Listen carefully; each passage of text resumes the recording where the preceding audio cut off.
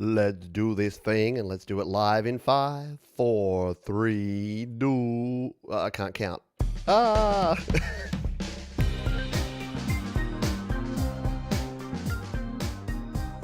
Good morning, good afternoon, good evening, and welcome to the GarageBand Help Desk here on Studio Live today. My name is Pete, and this is our a bit of a different concept here. This is a bit of a free-form live show where we're talking all GarageBand all the time. I have my GarageBand here ready to go. You can probably see I've got a guitar plugged in down here. I've even got a microphone plugged in here. So if you've got questions about how to do things in GarageBand, we can talk about them. And that's what the next hour or two is going to be all about. I've got some topics that have come in through the week, which we'll be chatting about. But of course, it's a live show, which means that if you are here live and you have questions, you have comments, you have things to say, this is your time to shine. I am merely your servant, your conduit into the world of GarageBand knowledge. And here's the good part. It's not just me.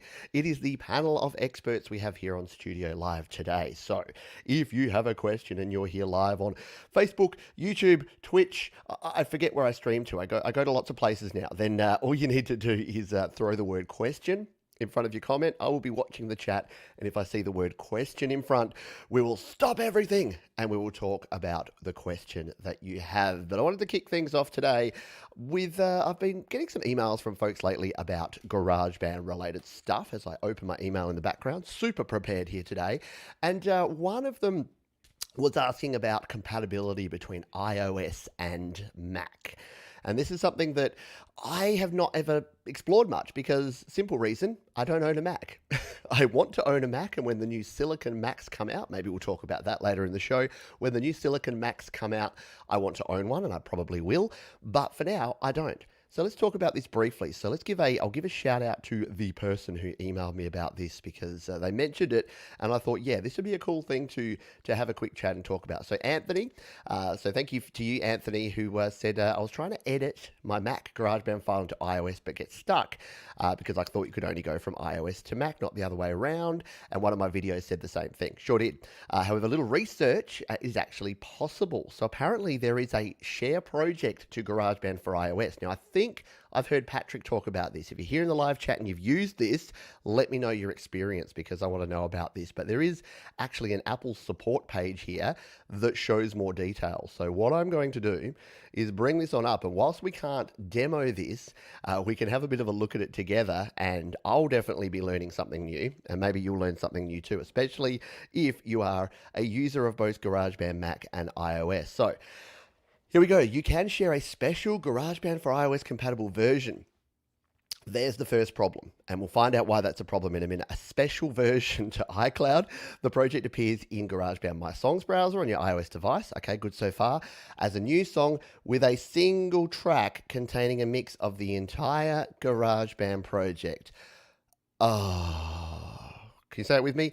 Oh, you can edit, arrange new tracks for GarageBand iOS, and then send the updated song back to iCloud. When you reopen the project in GarageBand, the new tracks are added to the original project. If the reopened song contains a remix FX track, that becomes automation on the master track. In the GarageBand iOS app, you can share the project as a ringtone. You can sharing a project to iOS requires an active internet connection, etc., etc. So there you go. If you are exporting and you want to share it to iOS, you can do that, but it's sharing it as a stereo file. So it's basically the equivalent of exporting the song and then importing it into your GarageBand project. Maybe it's handier, and maybe if you've used this, let me know if you found it useful, but it's a bit disappointing that it won't even give you stems. It won't even stem out the tracks as audio files. It looks like it combines them all as one stereo file. Now, again, if you're collaborating with someone on iOS and you're using Mac, this might be handy because say you send it to your iCloud drive, you then share it, all they get is that stereo, but say they're layering some guitars or some vocals or overdubbing something, they can do that, add those iOS tracks, and then you can import that back into GarageBand Mac and then bring those additional tracks into your original project. But again, it's really no different from just sharing the original stereo export file. I can't see a huge great use case for this. And yeah, published August 8th, 2019. So it hasn't been updated for a while.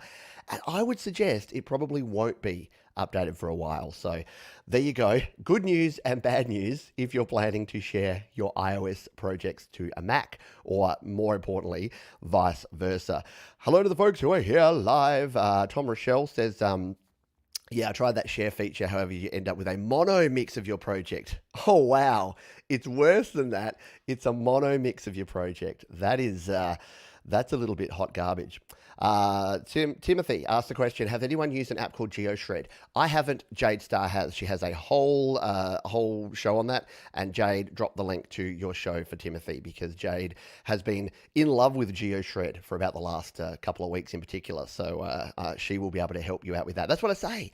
That's why I say it's not just me, it's the community, because we've got Tom Rochelle helping us out with that, and we've got Jade helping with that one. There you go. Did an episode on it last week. We'll jump into some more questions in a moment, but again, we'll just say g'day here. Scott says it looks like Apple has a similar note for Logic Pro X too.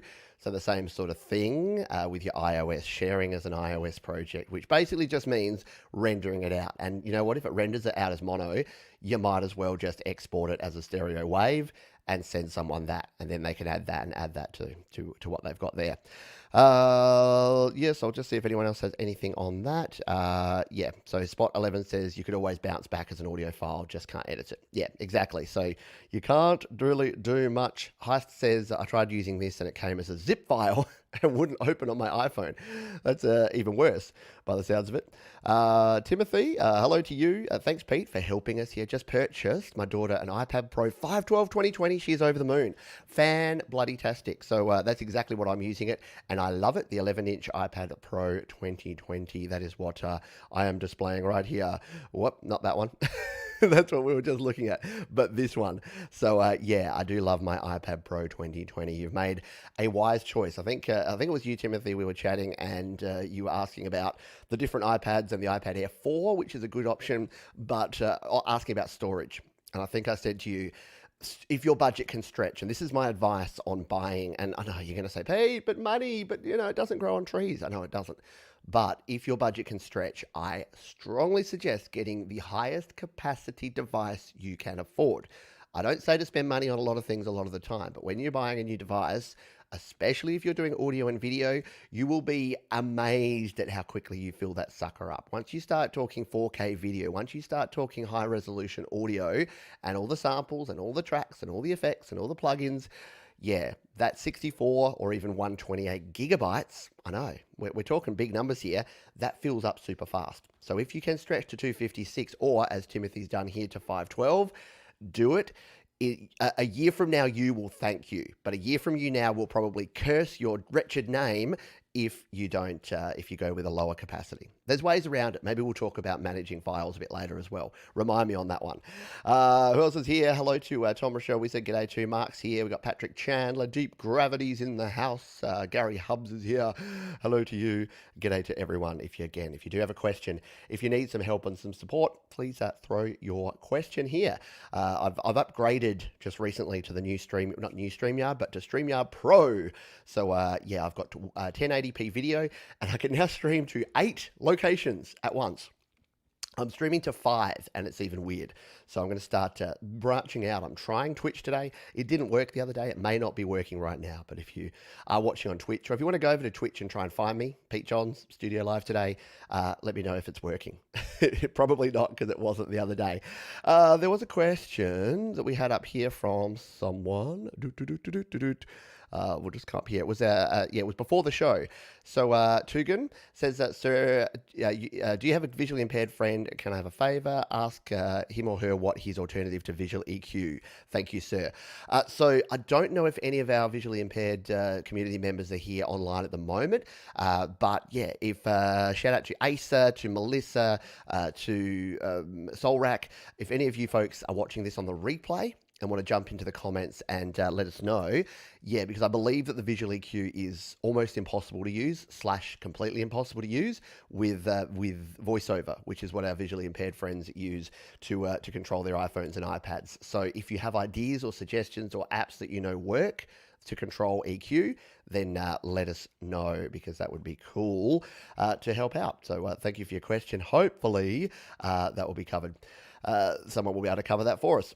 And Jade Star has dropped a link to that GeoShred episode down below, which is cool. Now, hello, Facebook user. By the way, if you're on Facebook, you do need to, I forgot to put the link in this version of the show, but you do need to approve for your name to show up. Otherwise, you'll look like this. You'll be a blank face, which is probably what Facebook actually think of you. Sorry, I didn't say that out loud. It says, I just got a notification of a new keyboard pack, but there was nothing there when I went to look. So this is probably a good segue. Why don't we jump over into this and talk about the new pack? Because what I have here is my iPad Pro that we're just talking about, the 2020, and there is indeed a new keyboard pack, but to update it, to get the new keyboard pack, you need to be updated. What? What is this? What is this error? You have recorded 32 instruments, the maximum number in the song, before adding another. I wasn't asking to add another. Oh, did I have to add another instrument? I thought I was just closing it. Oh. Oh, because I wanted to add a new instrument. Okay, I had 32 tracks and I hit the instrument browser and it said, you can't add another instrument. Let's come into my ideas folder and let's create a new song. Maybe we'll workshop a song. Maybe all of the tutorials and all the help I provide today, let's like build out a song during the show. That could be a lot of fun actually. So we'll go to our sound library, and what you're probably seeing is a little red 1 here right now saying, hey, there's a new pack.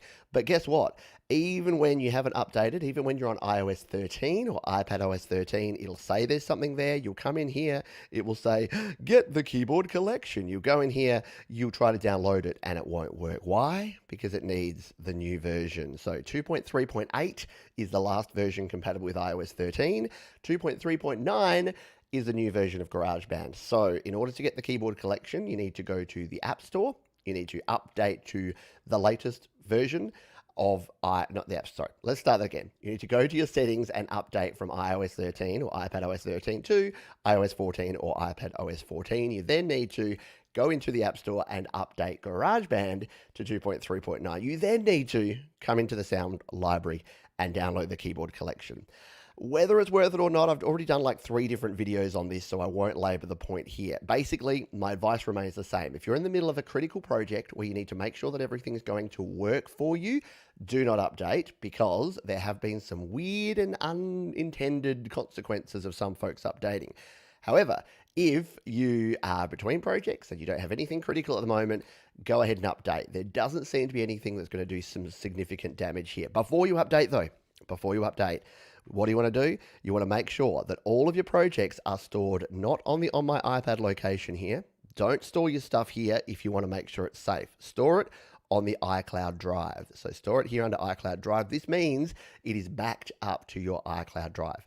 Now, yes, your iCloud drive will run out of storage pretty quickly, and if it does, then what you want to do is start zipping up old projects, archive them, zip them up, and put them over to Dropbox, to Google Drive, to OneDrive, to wherever. So any sort of cloud storage. Put them on a USB flash drive, put them on your network storage hard drive, whatever. You can actually just copy them off like that, but zip them up first. And if you want to know how to do that, I've got a bunch of videos here. If you search my name, Pete Johns Zip, or Pete Johns Backup, or Pete Johns GarageBand Files Backup, there's a heap of videos on the channel here that will help you do that. So, to our friend over on Facebook, whom I still don't know, then that's the bottom line. So if you're still on the old version, and if you are using if you're using a device that can't run iOS 13 or 14, then you're going to be stuck on the old version, 2.3.7, unfortunately forever. So you need an iPhone 6S, you need an iPhone iPad Air 2, any iPad Pro, iPad Mini 4 or above, or an iPod Touch 7th generation to run the latest stuff. And sorry, I'm just the messenger. I swear when I've done videos about some of these Apple things, I did a video about what device you need to update to iOS 13 when it first came out, and that video got the most dislikes of any video I've ever created. And I honestly think it was because people watched the video and went, I'm unhappy with Apple, dislike. I'm like, come on, talk about shooting the messenger. Anyway, let's continue on here. Let's check out. Timothy says picking up the new iPad tomorrow at Apple. It was the RAM. Yeah. So the reason that you may want to consider, we'll touch on this really briefly. The reason you may want to consider an iPad Pro versus an iPad Air 4 is the memory. So you've got 6 gigabytes of memory in all of your iPad Pro 2020 models, and you've got, I think it's 3 or is it 4? I'm going to have to check my own guide here. This is the good thing about having the resources here. I don't have to keep stuff in my head. But you can also go over to my iPad buyer's guide, which is at studiolivetoday.com/iPad. And this is where you can check out this buyer's guide. I've got my handy, so there are all my recommendations. I've got my handy dandy, here it is, the iPad buyer's guide, September 2020, because we haven't had any new iPads. Actually, do I have the Air 4 on here? I hope so. Yeah, I do. Oh, but I need to update it. So yeah, it doesn't, okay, I've got to come back here and update this because I don't have the RAM listed for either the new iPad or the iPad Air 4th Gen. I'm almost positive the iPad Air 4th Gen is only 4 gigabytes, or it might even be 3. So if someone knows that for sure, let me know in the chat. But yeah, definitely doesn't have the 6 gigabytes of RAM that the iPad Pro has. So if you're looking to get the best multitasking, so whilst yes, the iPad 4th Gen, iPad Air 4th Gen has a faster processor, it has the A14 chip, whereas the old 2020 iPad Pro doesn't. It has more RAM, more memory, which means running more apps at once, and multitasking is going to be better. Hello from New Jersey. Good to have you here. And yeah, sorry, I will remember to put that thing in for how you can authorize your name so that you can actually show up here. Hello, Desolate Morning. I hope you are doing well here. Like your shirts. Yeah, I got the Rockin' the Master of the Universe t-shirt today. He-Man, I ain't. I'm more like Man at Arms, or what's that cat that he used to ride? Yeah, I'm more like that. Big tummy.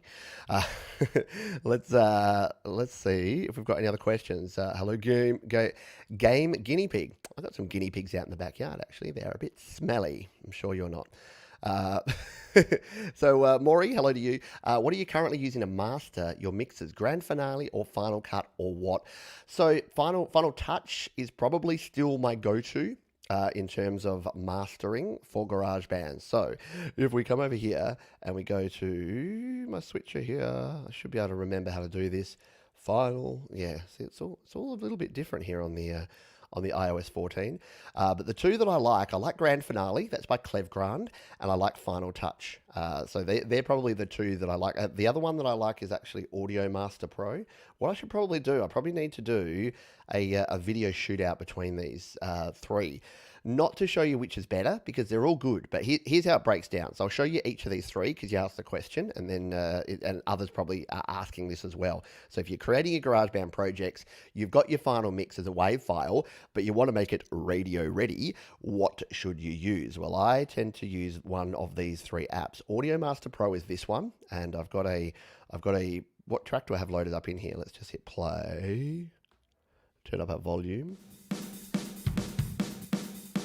1, 2. So that's my song called Goats. I won't play too much of that because it's weird. I own that rights to that one, but it's under my other band name. And whenever I play the song on YouTube, it gives me a copyright claim to myself, and it just makes things messy. And I don't like messy, I like simple. So Audio Master Pro looks like it has lots of dials and bells and whistles here, but it really doesn't. It really just has 3 different settings for each different thing here. And just got to jump over here. Yeah, sorry, just a moment. Sorry, I had a notification pop up, and yeah, if you watched my show the other day, I kept getting notifications on my iPad, and I still haven't got around to actually turning off the notifications. But yeah, let's continue on here. So this was, yeah, so you've got all the different settings, and if we scroll through these, you can see we've got R&B, soul, we got pop, we got new age, we got Latin, we got jazz, we got electronic, we got hip hop, we got country. You get the idea. So what you can do is you can dial it in. All these dials are just pictures, and this confuses a lot of people. They probably shouldn't have used something that looks like it's a rack of gear, because you can't do anything with any of these knobs. All you can do is choose whether you want 1, 2, or 3. 1's light, 2's medium, 3's heavy, sort of mastering, and then dial in your gain here. So yeah, like I said, I can't really show you because I've got the wrong file. I've got the wrong song in here to show you, but you can play around with that. This one I think is about $10 for Audio Master Pro. Maybe we'll check the prices afterwards. The other options that we have for mastering, if you want sort of next level, take a look at Grand Finale by Clevgrand. So this kind of is an in-between one. So Grand Finale by Clevgrand. Now what song do I have in here?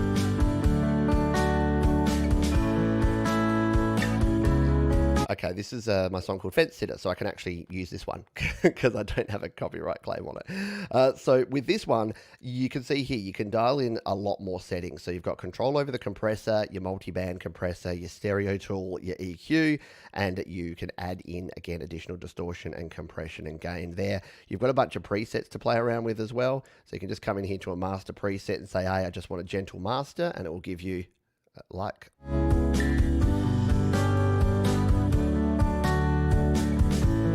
So that's kind of cool. And yeah, you can also change all of these around to your heart's content. So that's sort of a medium view because everything's on one screen. It's all pretty simple. If you've got the time, the patience, the energy, all the rest of it, that's where Final Touch comes in. So Final Touch by Positive Grid. This is next level stuff. So again, you can play back your file here.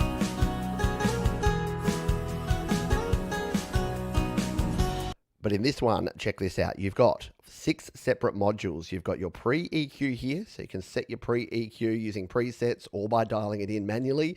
You've got reverb. You've got dynamics control here for your multi-band compressor. You've got a stereo imager. You've got post-EQ, so you can EQ up the front, and then you can EQ after you've done your processing and your compression. And then you've got the limiter at the end called a maximizer in this one. So this is probably, if you want to go next level, if you want to have complete control, and when I say complete control, still got a bunch of presets, still can come in here and use, your genre-based presets to dial something in and then tweak it from there. So if you're daunted by doing it all yourself, you can start with a basis, which is what I often do. But then, when you get started, you can really dive in and really tweak the master to your heart's content. So they're the 3 options. And don't forget, you can also just use GarageBand. So you can use some of the mastering tools in GarageBand. So you've got a limiter, or you can use something like the FAC Maxima plugin to master in GarageBand. So that was a longer answer than what do you use? But hopefully that works. Desolate Morning says you should be able to play goats. I know. What I'm thinking of doing is actually pulling goats down. That sounded weird. Pulling the song Goats down from Amuse, because Amuse have the copyright claim on it, so that I can free up the videos that I've made about goats and I can use it freely on my own videos here. I better jump over because I've seen a bunch of questions drop in, so I'm going to scroll back up. If I did miss your question, please feel free to put it again. Just don't put it like 4 times in a row, otherwise I won't get to it. But as Jade says, please type question before your question so I can find it in the chat. Deep Gravity. Are you going to become a dealer for Fresh Potix? If you didn't see it, I can't play it here again because of copyright, but go to the Foo Fighters YouTube channel. In fact, let me bring it up here so that I can show you. So I'll just give you a quick look at the video without any sound, and hopefully we won't get any copyright claimage going on. But I'm going to go over to the, not Facebook, what's it called? You know the one. YouTube, The Tube. And if we go to the Foo Fighters YouTube page, Dave Grohl is a very funny guy. And I love his work and I love the Foo Fighters in general. But if we take a look, they've got a new video, which is Dave Grohl for Fresh Potix. And again, I won't play anything, but there's the still image at the start of it. And it's a very cool video. You have to go over and watch it. It's already had 226,000 views. But basically, it's a bit of a parody. If you're a caffeine addict like me, then it's very funny. You need to go and watch it. Just go to Foo Fighters YouTube page and check it out. Highly recommend it. What else have I missed? Just scrolling back up then and seeing if we have the word question. Remember, if you do have a question, please type question in front. It just means that it's easier for me to find as I'm scrolling through. Jade Star says yes. Just more proof that the new version of GarageBand would work on iOS 13, but Apple are just trying to move everyone to 14. Yes, especially the pack. There is no reason why that new keyboard pack wouldn't work in iOS 13, except that they want you to move. They want you to change it. Spot 11 says, Pete, have you used the Collect app for storing samples? Collect app for storing samples. I'm not aware of an app called Collect for sample storage. Is this an iOS app? Is it something that I need to explore? This is the fun of doing a show like this that's a little bit more casual. I can just stop when someone says something interesting and see if it's something I can do. I'm just going to come in here. I'm going to search the App Store for the word collect. It'll probably give me a bunch of weird... What if I do collect samples? Is it, or maybe it's something different? Yeah, no, as predicted, there's like 1,000 different apps with the name collect in them. So no, short answer to that one, no. But if there's something cool that I should check out, definitely let me know. We'll scroll on down to see if we have any other questions here live. Otherwise, we will jump on over. Question here. Would you buy Cubase's 3 for iPhone music setup? And would you put GarageBand over Cubase's 3 and FL Studio Mobile? So, Cubase's 3, it's an interesting one. I did a video series where I compared Cubase's 3, Auria Pro, and GarageBand. I did that back in, I want to say August. Must have been August because it wasn't September. That was Songtember. So, Cubase's 3, let's have a look at it over here. Looks like this. No, it doesn't. Doesn't look like Dave Grohl. It looks like this. So I liked it. I liked it a little more than Auria Pro. It seemed to suit my style a little bit more. What song was I creating back when I was doing the last demo? Your eyes up to the sky above, and you see the world. I'd completely forgotten about that song. That's a song I wrote during August for these demos called 1%, and I've not done anything with it. There you go. Ever done that? Ever written a song and then completely forgotten that it existed? Yeah, I did. So maybe I need to rediscover that one. So Cubase's, I like the layout here. I like the way that everything is kind of segmented and everything's kind of in its spot, and you can just sort of bring things up and it's all nice and neat. So I think if you were doing stuff in GarageBand and you found the limitations were frustrating for you, I would move to Cubase's 3. Definitely made by Steinberg, and I love my Steinberg interfaces and my Steinberg gear. Steinberg people seem to be good people. The version 3 update apparently was a bit of a hot mess when it was first released, but the latest version, which I want to say is something like 3.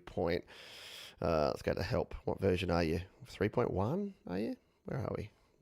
It's usually a really easy place to say what version number are you, but it's not there. Is it in the setup here? I don't know. Anyway, I think it's 3.1. It's a lot better than it was, and I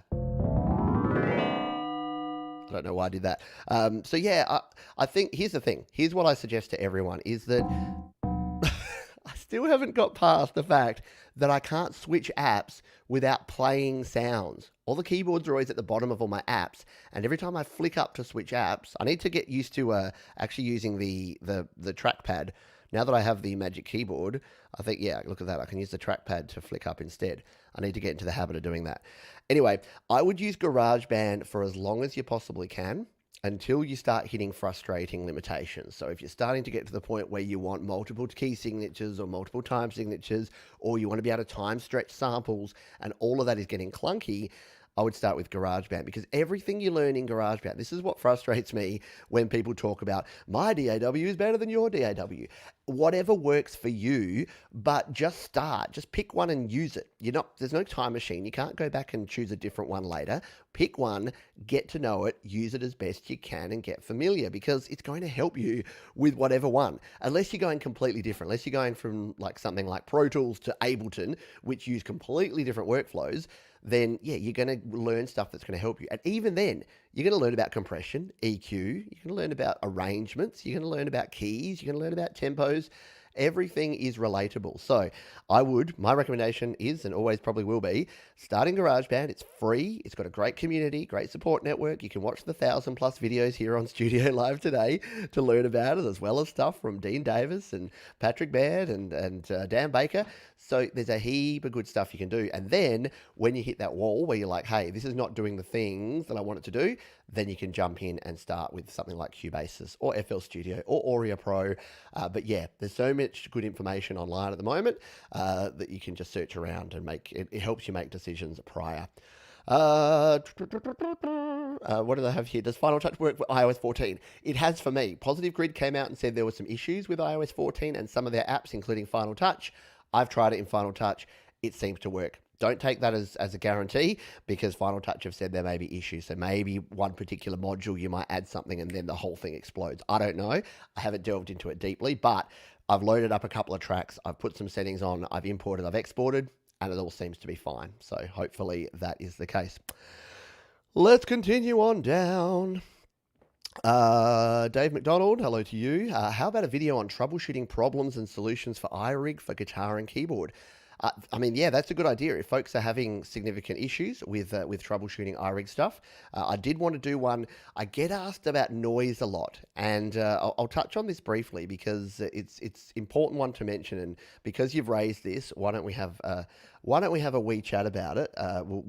We'll use some shameless promotion here by going to studiolivetoday.com/gear so I can show you some of the differences between some of the gear that I recommend. So if you come over to the gear guide, studiolivetoday.com/gear, if we look at my audio interface, so the audio interface, the analog audio interface I recommend. So this is the same if you're using an iRig, an iRig 2, anything that uses the headphone jack of your iPad or older iPhone is going to introduce a little bit of noise. So if we come in here, we'll jump over to Sweetwater and check out this one. So this is very similar to an iRig or an iRig 2. The reason if you're going to go analog, the reason I recommend this little sucker is you can see here it's got it's got a combo jack. So it's got the ability to plug in both a guitar and a microphone. It's got 48 volts of phantom power for your condenser mics, and you can switch the mode there. It's got its own separate input gain. On the back, you've got not that.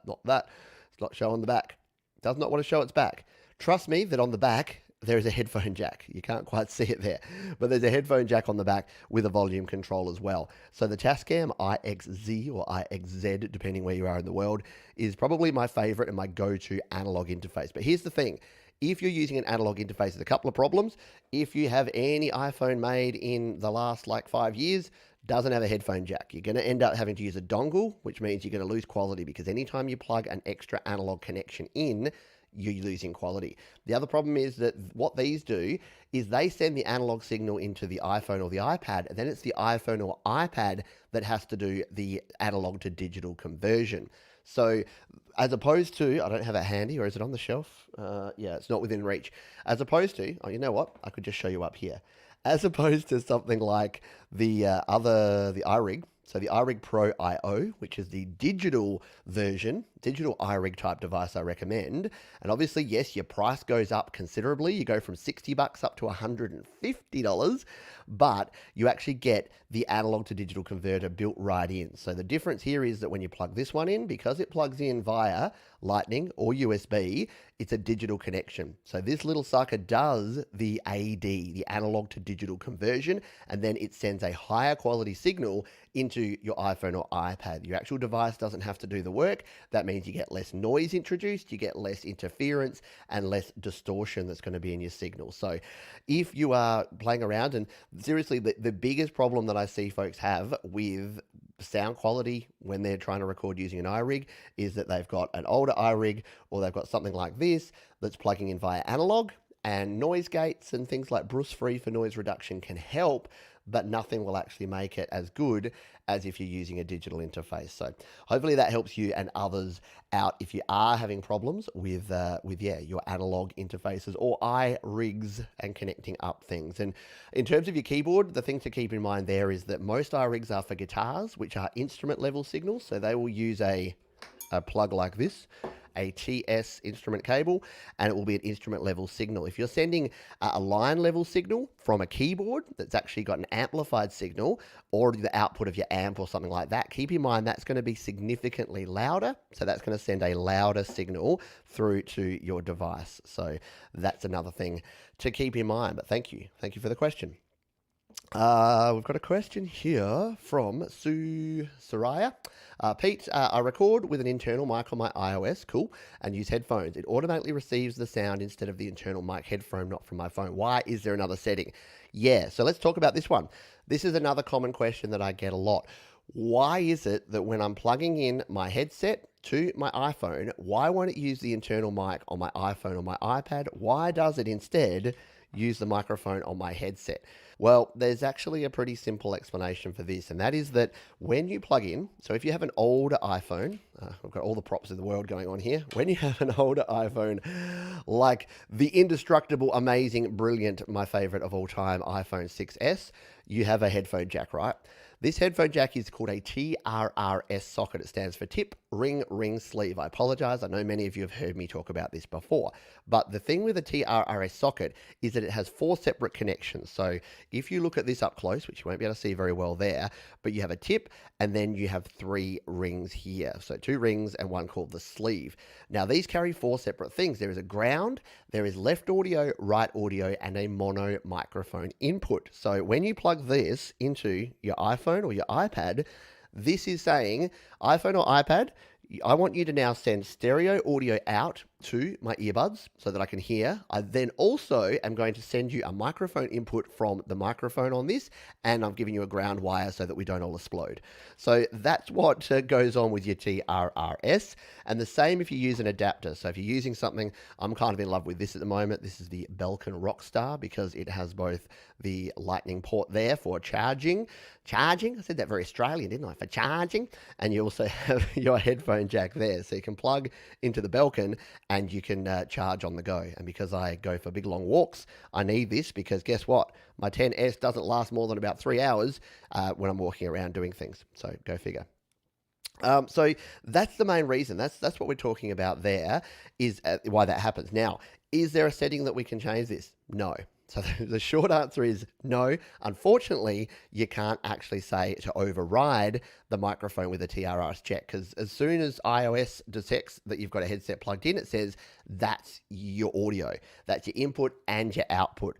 The solution is that the good thing about a TRRS jack is if you plug in just a regular pair of headphones that don't have a mic, then it will use the internal mic. So that's why I recommend, if you want to use the internal mic, and it's actually pretty good on your more modern iPhones and iPads, the internal mic's not bad. I'm working with a musician this week, in fact, and he sent me a demo, and we're working together to produce a song. And the vocals on it, he's like, oh yeah, I just recorded them using my iPad mic just as a rough guide track. And I'm like, these sound pretty good. Like, these are not bad. Like a little EQ, a little tweaking, these are going to be pretty cool. So that's the other thing to keep in mind there. And again, you don't have to spend much. I mean, if you go, I won't do it live now, but if you go to Amazon or eBay and just search headphones, pick ones up that don't have a mic, you can pick up a pair of earbuds for like $5, $10. You don't need great quality sound. You just need the ability to have headphones that don't have a mic, so that you can get your internal mic at the same time. So hopefully that helps you out there, my friend. How are we going? Are we caught up here? Can you drop a link for that adapter, Pete? Do you mean this one, the Rockstar, the Belkin Rockstar? Yeah, I did a whole video about it, which has the links. Let's see if we can find it. I'll see if my own video searching is going to work for me here. Because yeah, it's really cool. It's like, and you can see there that it's got these reinforced sleeves around the edge. So even though I've bent the crud out of it, you can see that it's actually holding its own there. It's not too bad. So yeah, and being able to charge and have a proper 3.5mm jack at the same time, golden. Excuse me. Let's jump over here and we'll go Pete Johns Rockstar. People are going to look at my search history, and they're going to see Pete Johns is searching Pete Johns Rockstar. He's got tickets on himself. How about Belkin Rockstar? Belkin. I've spelt it wrong, but it still worked. So there's the video, my friend. And yeah, so there's the video. There's me showing it and testing it. Let's just do a quick copy. And for wherever you are watching live, we will throw that around there. There you go. So there is a link to the video. And if we jump into the video, we should be able to... so I think the best time to review a mobile audio product was... There you go. There's me reviewing the product. I should have links to the actual store and where you can buy them. Yeah, I'm smart. I'm a smart man. I've got links to there. So I'll also paste into the chat here. So yeah, you can go ahead and find that. Just search Pete Johns Belkin Rockstar, not just Rockstar, Belkin Rockstar, and you'll have that. And if we grab this link, this will take you straight to Amazon, and you can check them out. I wonder if they're in stock. Is anyone else frustrated with how little is in stock at the moment? Anyone trying to buy audio gear and not in stock? I did a video, like, I don't know what Black Friday is going to be like this year, because is there stock of anything cool? Like, is there anything good that they're going to have enough stock that they're going to want to sell it cheap? People just want to be able to buy the things. Oh, okay, so it's in stock, but it just can't be shipped to my location. But that's okay. That's not uncommon. So there you go. There it is. That is the Belkin Rockstar, and there you go. Yeah, you got your 3.5mm jack and your Lightning. It does also come in a less useful version, which is this, that has two Lightning ports, which means you can use the original Lightning headphones and Lightning power. Keep in mind, I know it looks exciting, but keep in mind what you can't do is use this. And yeah, look, it's not cheap. What is it? $40? No, it's not telling me. But yeah, it's not. Oh no, that one's not anything. I think this one, yeah, $39. Yeah, I think I paid about $60 for mine. But again, it's worth it in my opinion. But what was my point? I've forgotten my point. Yeah, you can't use the Lightning port for data. It's only for charging. So if you're looking at this, getting super excited that I can finally have a 3.5mm jack there and plug in a Lightning thing for data, you can't. You can only use it for charging. So I know, that's a second big letdown disappointment that I've provided in this stream. I wonder if Walmart has them. Not sure. Here, only the Apple Store has them here in Australia. So, yeah, you'd have to be... maybe Walmart do have a lot of stuff. Search around. Find out if they do. Daniel says, on my iPhone, the mic input volume is really high and it won't let me dial it. Yes, let's talk about that. I'll check on my phone here. Oh, have I got a donation? Oh, thank you very much. I got a donation from Timothy to the channel, paypal.me/PeteJohns, donation to the channel here. So thank you, Timothy. I'm assuming that's the Timothy who's here who bought the iPad. Really do appreciate that. Thank you for contributing to the channel. There you go. I go to check my phone and one of you nice people has donated to the channel. So I do appreciate that greatly. The reason I'm opening my phone is I want to see if on my iPhone, because different phones and different devices, for some reason, some have the ability to dial in the input gain and some don't. And I don't really know why, but Apple made that decision a while ago. You used to be able to change it on all devices. Now you can't change it on the iPhone. So let's, I'm just going to close a few windows here and I'll show you what I mean here. And this is probably the problem that Daniel here is having. That's my iPad. I need to screen mirror my iPhone here back over to my desktop. Hold the line, please. Your call is important to us. Why don't I unshare? It's not liking it. I'm not connected to Wi-Fi. That's why I was out and about using this phone as a personal hotspot. I get home, I forget to turn the hotspot off, and suddenly, I'm hotspotting for the rest of the day. Now we should be able to screen mirror this one. There we go. That's a little better. And what we'll do, so here is my iPad that we've got viewed up there, but I should be able to replace that and bring on over... Where are your iPhone? Here is the beauty that is the iPhone XS. And we'll plaster. Oh, it wants to have both. Okay. Sorry, we're getting both for a little while. This will be okay because we'll actually be able to do a quick comparison. So let's show you the difference that we have here between these two. Yes, we want to turn on monitoring. So here's the difference between the two. Here's my iPhone that I've got up here. I'm in the audio recorder, and what you'll notice here is on the left, that's grayed out. That input can't go up and down. And here's what I think Daniel's saying is that if you sing into this, look at where you're going. You're clipping that audio. So if you get to a distance where you'd think you'd want to be actually singing into it, you're going to clip your audio. So what you need to do, because you can't adjust that, you just need to adjust by the distance you are from the mic. So what I would suggest is getting yourself about that distance away from the mic. And you can see how it's recording in there. Let's just do a quick test record so I can show you what I mean. If we hit the record button, this will come through. We are recording to show how it works. And we'll hit stop. So if we go to our track view on that one, there you go. So you can see that the waveform we've got there is actually okay. And if we play it back, we are recording to show how it works. And we'll hit stop. It's actually okay. We are recording to show how it works. The difference is, if we were recording, sorry, I've got so many things going on here. If we wanted to re-record, let's record over the top, but this time, let's speak right into the microphone. Let's use it as if we were using it as a real microphone, and I'll show you the difference and what will happen now. 3, 4. We are recording because it's really fun. So that time, if we go back to our track view and take a look, check that out. See those square waveforms that you have at the start there? And if we listen to it, we are recording because it's really fun. That's the problem you're going to have. If you get too close up on the mic, excuse me, I need to sneeze.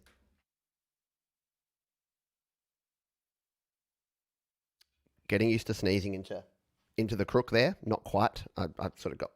Anyway, yeah, let's grab the phone again.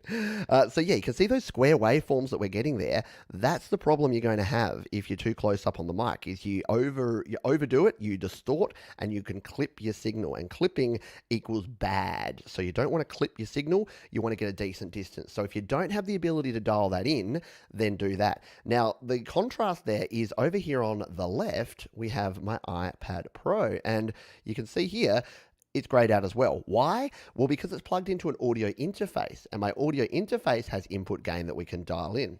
I've got this microphone plugged in to, check, 1, 2, to the audio interface, and you can see here, you can't see it, but off camera, I can turn up the input gain, and I get something like that.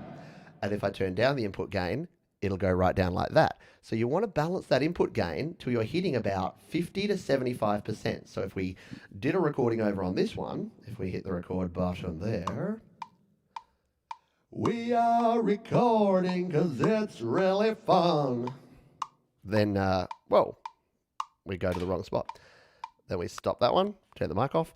If we come over here, you'll see again, we're getting that right sort of level. If anything, that's probably a little quiet. We might want to go a little bit more with the gain there. So you can dial up your gain. The one final thing I'll show you to do with this is if we come back here. Now, if I unplug my audio interface, so I'm just going to pull the USB-C cable out the side of my iPad Pro. It's going to say, yep, you're using AirPlay now. Guess what? Because it's an iPad, don't know why, but the iPad is different to the iPhone, we can now adjust our input gain. Yeah, so because it's using the internal mic, I can now adjust the input gain up and down. So if you can't, so to answer Daniel's question from a while ago, the simple version is if you can't adjust the input gain on your phone or your iPad for whatever reason, use the distance of you from the mic as the input gain. It's the only option you have. You can also do things like put one of these fuzzies over there. So some sort of wind protector, some sort of pop filter in front of it, that can actually reduce some of the noise going in if you're getting a loud signal. There you go. That was probably the most elaborate demonstration I've ever done using audio interfaces, 2 different devices on the screen and all the rest of it. So, but hopefully that helps you and others out. Let's plug everything back in. Let's take the phone off the screen for now because that's going to get super confusing. And I need to put my phone back on charge because, as I've already mentioned, my iPhone lasts about 5 minutes without a charge. Alrighty, we'll continue on. We'll see. We've got a bunch more questions that have dropped in while I've been chatting about that. Let's come up here. Again, if I have missed ones, please do let me know and ask them again because I will miss questions. Just don't spam with the same question over and over again. But if you've been waiting like 10 minutes, it's probably just that your question's gone too far up in the chat.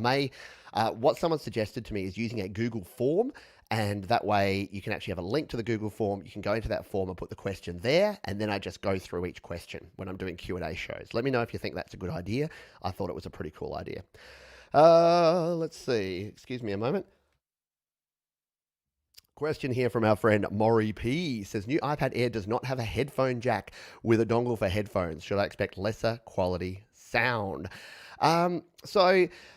Yeah, the short answer to this one is not really. So it's hard to tell the difference. So because analog sound, so we're comparing this. Basically, this could be an iPad Air 3 and this could be an iPad Air 4, except this would have a USB jack. Okay, this is a terrible analogy. But the difference between having a direct headphone jack and having a lightning port that you then use a lightning to 3.5mm adapter is not massive.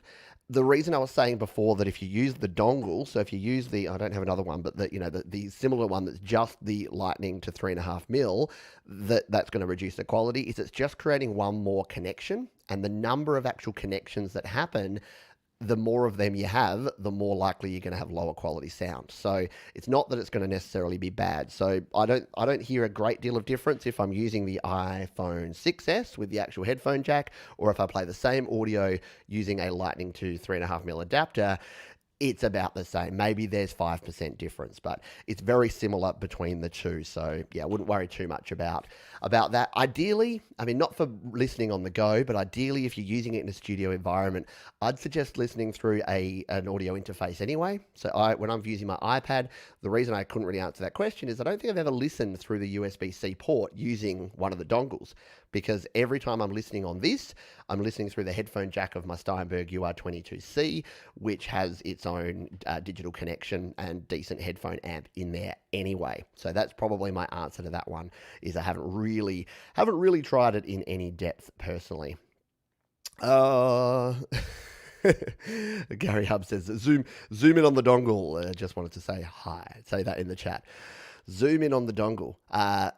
Since I keep challenging Gary to do things, that should be the name of your next song. Zoom in on the dongle. Oh, it's very cold. So Timothy and Mark are talking about the temperature. -3 degrees Celsius. That is not enough. You need at least 1 degree Celsius, don't you? Yeah, that's crazy. Hello to Patrick. I picked up a pair of the Sennheiser HD280 Pro. I've noticed ambient sounds if the cord is touched or bumped. How do you keep the cord behind you? Now, yes. What I'm going to need to do. So this cord has been so stretched over 5 years of use. I'm still using, these are my old HD280 Pros, which is why the top of them is looking kind of dodgy and the foam here is not the best. And the reason I'm still using these is to get the cord behind me. It's stretched over the years. The cord on the new ones, whilst it's pretty long and whilst it's stretchy, I've found that the new plastic, before it kind of gets all nice and rubbery like these ones with age, is too taut. So what I'm going to have to invest in, and what I'm probably going to have to tell you to invest in, Patrick, is a headphone extension cable. So you can pick these up. They're not super expensive. Let's see if we can source one here on the fly. If we go over to our friends at Amazon, the Amazonians, and I know you can tell me that I should be not buying things from Amazon, but yeah, they're the cheapest and easiest to just get stuff. I know. I don't know. Does the ends justify them? I don't know. But if we come over here and we search for a headphone extension cable, because yeah, what you want to do is ideally, like you say, get your headphone cable behind you. Otherwise, it's going to get annoying. If you rub it, it can create some noise that you get picked up in your microphones and whatnot. So we need something. We need a 6-point, yeah, here we go. The U-green ones are probably the best balance of quality, and you don't need to go nuts with this stuff if you're just using it for monitoring, but if we come over here to Amazon, this is the sort of thing that you need, or something like this, a headphone extension cable. So the U-green one here, which are usually decent quality here, there you go. For $7, you can pick one of these up, and that, or is that the small version? That might actually be a small one. Yeah, that's 3.5 mil. Forget that. You actually want one that's the 1/4 inch connection. Is that one? No, it's either, these are all 3.5 mil. But you can get the exact same thing. I've got a really long one. There you go. There's a TRS one. That one's about 25 feet. You probably don't need 25 feet of cable. But yeah, look for one here. In fact, if we go headphone extension, 1/4 inch, we should be able to find something that's actually got that. Yeah, there you go. So you can use the Pig Hog. I like the name Pig Hog. Gonna get me some Pig Hog going on, or Hosa. Hosa make good quality gear. I'd probably trust a Hosa 1/4 inch TRS to TRS Pro headphone extension cable, 10 feet. There you go, about $20. So I know you've already spent $200. You've already spent $100 on headphones. But if you need to get further away from your gear, and you're finding that even with your curly cord, it keeps sprawling and getting in your way, that is what I would suggest, is getting yourself a headphone extension, and then you can get yourself away from your gear. And I need to pick one up. I'll be jumping on Amazon Australia and probably getting a much worse selection of these to actually to buy one myself. Question from Aristar. I want the most able DAW for iPhone. Is Cubase really that much more than FL? Yeah, so I use a lot of GarageBand, and obviously this show is about GarageBand, so I probably don't have a definitive opinion to say what is the best, and I think also best is kind of, it's subjective, so whatever works for you. I honestly think, yeah, and that's a good point actually. If you're using GarageBand and then you want to explore using something like Audio Bus or AUM, so if you're finding that you're not getting the instruments or the sounds that you want, then yeah, get Audio Bus and AUM because they'll help you whatever you're using. And if you're not aware of AUM and Audio Bus, they basically help you route or bus your audio around in your iOS device. So if there's apps that you want to use that say aren't audio units or AUV3 or Interrupt Audio compatible, you can route them around and route the sound around in your iPhone or iPad. So it could be pretty cool. Let's continue on here. Daniel, oh, you're very welcome. Yeah, hopefully that helped you out. But yeah, it is frustrating. I don't know why they took away the slider. That was what we were talking about before with the slider on your input gain. Why they took that away is beyond me. More coldness, although you got 49 degrees Celsius. Okay, so I saw 48, and then I'm like, wait, 48 is 9. That is not enough either. And it is me. Thank you, Timothy. I do appreciate that. Yeah, no, thank you very much for those that support me. We'll take a quick break in a moment, and I'll chat a bit about the channel. But we'll just jump in and see if there's any other pending questions here that we need to get to before we go. Another Daniel here says, at what volume should you have your instrument and on GarageBand as well when recording? Yeah, so that's a good question. It's similar to what we just covered before. And since you said instrument, and since I've wanted an excuse to play some guitar, let's demo this by playing a little guitar, shall we? Because guitar is fun. So we'll bring up my guitar here. So if you're using guitar, vocals, it really doesn't matter what instrument you're using. Here's some tips around gain staging and setting input gain. Now, as I mentioned before, I have my audio interface down here. So the reason that we don't have anything on here, whoops, I keep going to that notification center.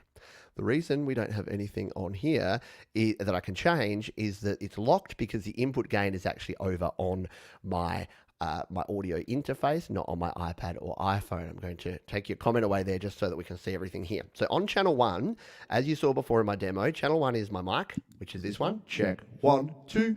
So you saw how I dialed in the gain there to make sure it's hitting about 50 to 75%. But for some fun, let's play guitar because guitar's fun. We'll come back to the track view here.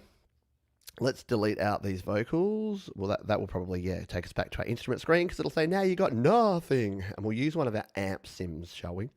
We'll go to our more sounds, and I like some of these processed sounds that we have on our guitar. Guitar, processed, and we'll get the Dublin delay. It's got to be my favorite tone.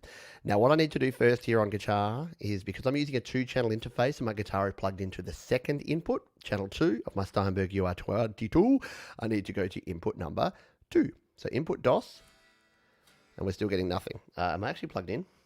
This could be a test. I didn't actually sort of test anything. We probably don't have monitoring on yet, do we? Is that our monitoring? Set monitoring on. There we go. So now we have our monitoring on. The noise gate's on. I'll just turn that off just so that we can completely hear what's going on here.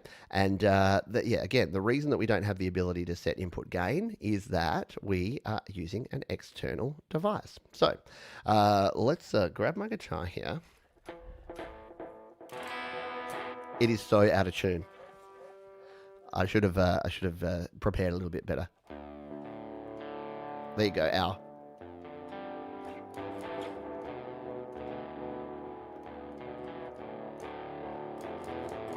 It's in dropped D tuning too.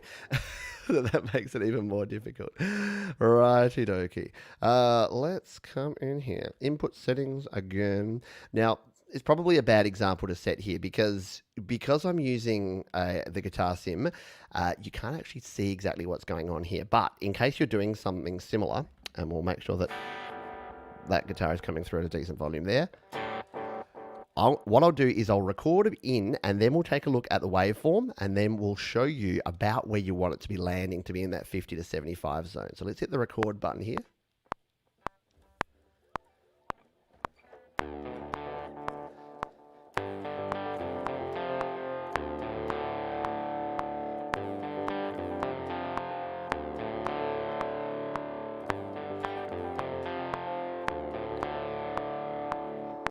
All right, messed up the start there a little bit, but if we come into our waveform here, yeah, look at that. And this is a problem that a lot of folks have, is that they're not getting any signal through, and they're getting like a blank line here that's not actually looking like it's recording. As you can see, it is recording, but it's recording at a really low volume. So what I need to do is adjust the volume on my guitar to make sure there's enough signal coming through. But the main thing to do is turn it up on my my audio interface. So if we turn up the volume there it is at full, right? And if you look at the top there, this is where we were at. We were at basically 12 o'clock on the input gain to start with, and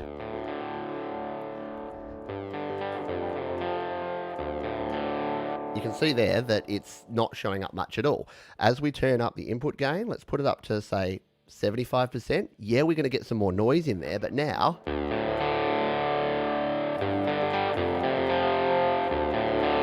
we're also going to get a better sound and a better signal.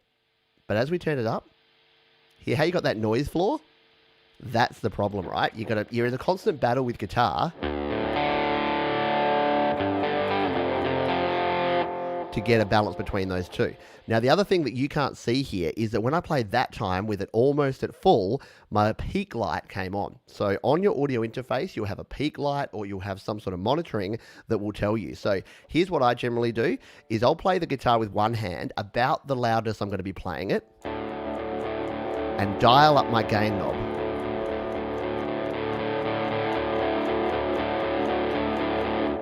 At the point where my peak light starts flashing, I then back it off about that much, which you can't see how much that is, but about one notch on most of my dials. And now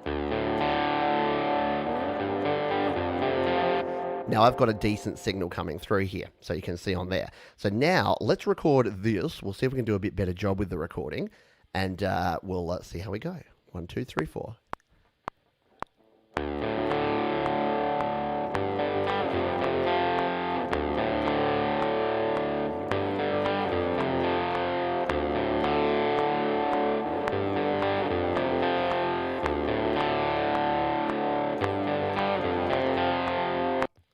There we go. That is recorded in. And if we go back to our track view this time, there you go. So we probably could have even gone a little louder. But here's the thing. When it comes to digital, you want to err on the side of being slightly under.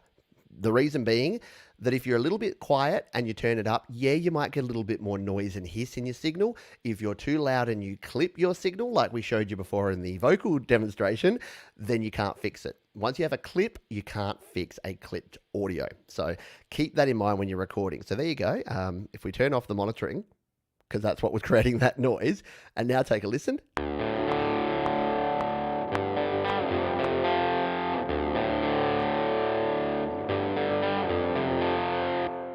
We've got a good level, yeah? Nice balance between the level coming in there and then having enough signal so that we can see our waveform, we can do our editing, and everything's cool. Let's put down the guitar for now. That was fun, though. Maybe we should build out that track. I don't have my bass handy, but maybe we should build that track out and make a little 8-bar loop at the end of the show. All right, we are at the halfway point of the show, so let's blow the whistle for halftime and let you know that if you are new to the channel here and you do get some value out of these videos and you've had some questions answered or you've learnt some cool things, then hitting the like button is a thing that you can do, and that does make me feel warm and fuzzy way down in the cockles. If you're not subscribed to the channel, you can do that as well. I also encourage you to head over to studiolivetoday.com. That's where you can join the mailing list. Good time to join the mailing list because our new email newsletter comes out tonight or tomorrow morning, depending where you are in the world. And you can also check out the gear guide that we've already looked at. You can support me on Patreon. You can donate to the channel. You can do all those good things. But most importantly, my job, my passion here is to help you create, record, and release your best music. So if you are looking to create, record, and release your best music, Create, Record, Release is my Facebook group. Some of you may be watching this video on that group right now, and you can join that one for free and join the community of members over there. I say this every time, but even if you're not a Facebook user, join Facebook and just forget all the other stuff. Don't read the ads, don't buy the stuff, don't do other things, but just join some of these music communities, because some of the best folks with the best ideas and the best support are going to be there. They're going to help you. It's going to be a good old time for everyone. So that is it. That is promotion time. I give you 60 minutes of content and 1 minute of shameless self-promotion. So thank you for that. Let's have a quick drink and then we'll kick in with part 2 of our show here today, which will be more of your questions on the GarageBand help desk. I need like a little like sting that goes in there. In fact, I was experimenting with that. Now that I've had my drink, let's see. I just want to. Oh, is it there? It's not in there. I uploaded a video clip the other day that I was using in one of my shows, and now it doesn't seem to be there. Well, let me see. I'll see if it's in here. Ah, there it is. So let's just. I just want to try this. Just say, we'll be back in just a few seconds with part 2 of our show here on GarageBand Help Desk.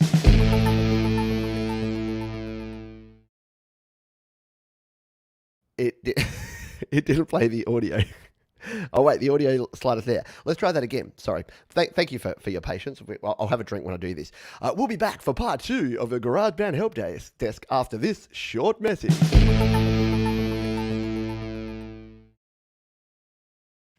And we are back. Welcome back to the second half of the GarageBand Help Desk. Hey, you got to have fun, right? When you're doing live stuff and when you're doing this sort of thing, you got to have some fun too. Hopefully you're having some fun and enjoying the show. And remember, it's a long show, so feel free to jump in and out, and you don't have to be here for the whole thing. But that's the idea of this. That's why I wanted to start doing this show as a bit of a drop-in show that folks can come in and out of and check it out. Let's scroll back up. I've probably missed a bunch. So Daniel, we talked about volume there. Hello to CM2 Fuse. I make a lot of GarageBand music, been using for about 3 years. Awesome. Love it. I love that folks are using GarageBand. That is cool. Jade Star, yeah, talking about that. Or you can give the link to the Google form and I can fill it in for you as they come in. Ooh, Jade, stepping up. So Jade already does a wonderful job of moderating the channel here.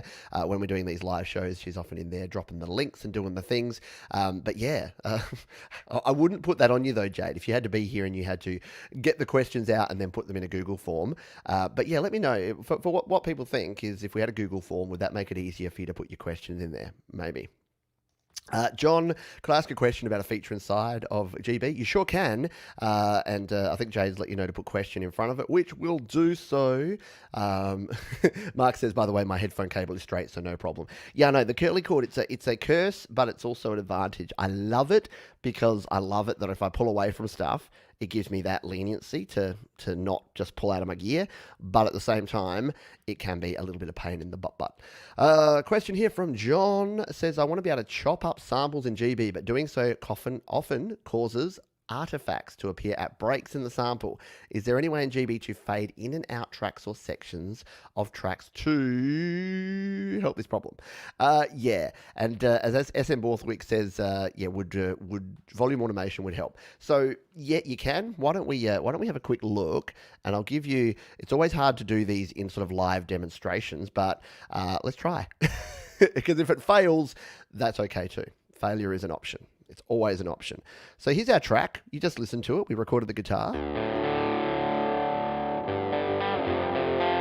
Sounds like the start of like a, Smashing Pumpkins or a Stone Temple Pilots. Bit of 90s style going on there with the double and delay guitar. So let's say we wanted to bring in a sample. So we'll go to our loops and we'll try and find some of our, okay, we can move. You can move the files, Mr. Man. That's fine. Okay, go to our Apple loops. We don't want our MIDI loops. We want to use something different. So we'll filter by. We'll turn off the sound packs and we'll go all sound packs, and we'll just find something, some sort of. What sort of sample do you think would go in with this song? It needs something sort of like industrial, like some sort of hammer hit. Do we have anything like that? It helps if you can spell hammer. Hammer, don't hurt him. Hammer synth bass. Oh, we've got Jasper doing a sledgehammer beat. What's a hammer synth bass? No, that's not what we're looking for at all. What do we want? We want like a sound effect sound. There was a whole sound effect pack, wasn't there? No, don't go to the sound library. If you've got a suggestion, there's a bit of a delay, so if you drop it in the chat, I probably won't see it in time. Type. Oh, what if we want? Yeah, so we just want audio loops, right? And can we filter? We can't filter by one-shot samples or anything, can we? Wasn't there one that was like transition effects? Maybe we'll do something like this. This one might be fun. All right. Back. Okay. Yeah, here we go. We got some altered machinery. Yeah, let's go with that. Right? Let's bring that in. All right. So here's a sample that we're going to bring in. Let's say we bring it in halfway through. Now, probably going to be a bad one to demonstrate this, but let's just take a listen to what this would sound like coming in here.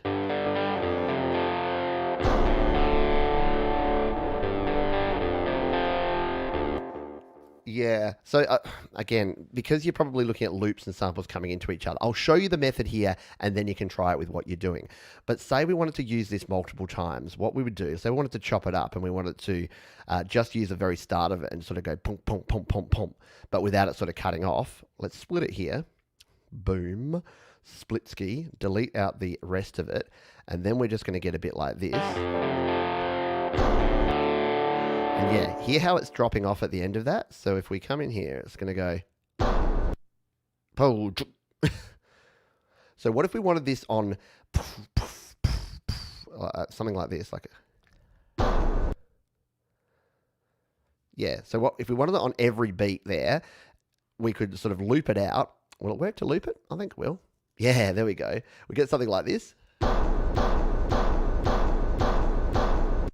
That's not going to be in time with our guitar, though, is it?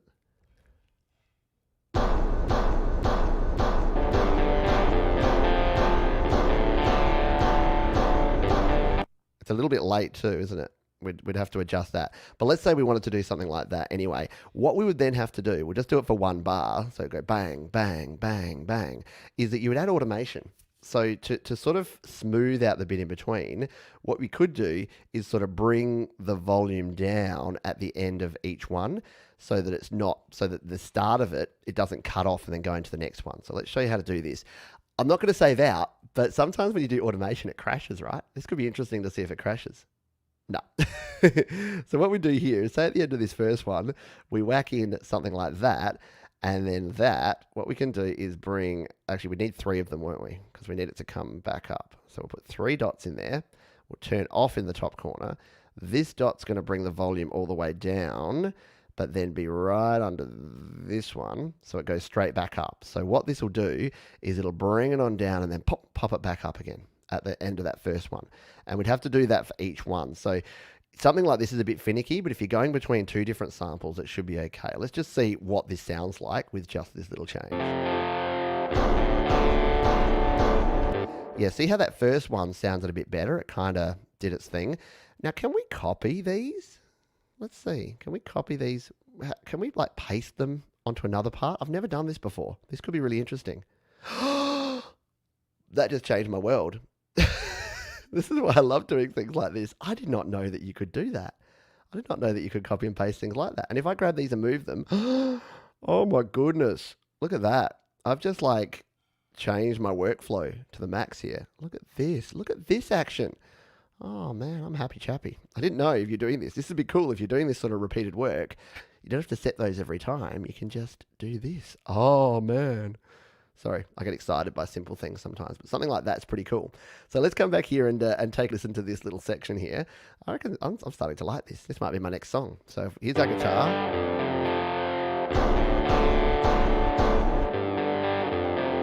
Right.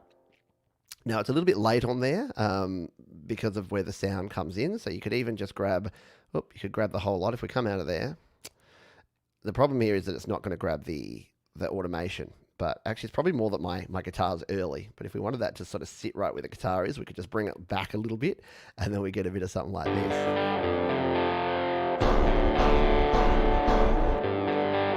Yeah, it was really only that first note that was out of sync, so it probably does need to be on there. But there you go. So automation is what you need to do. And if you were, say you were cross-fading between 2 different samples, all you'd really need to do then is put automation on your first one, like that, and drop that one down, and then bring up your other one. So I'll show you what I mean with this. So let's say if we want to, let's go completely nuts on this. If we duplicate that, it's going to duplicate the automation, and then we can copy the audio and put it down here, paste it, post it.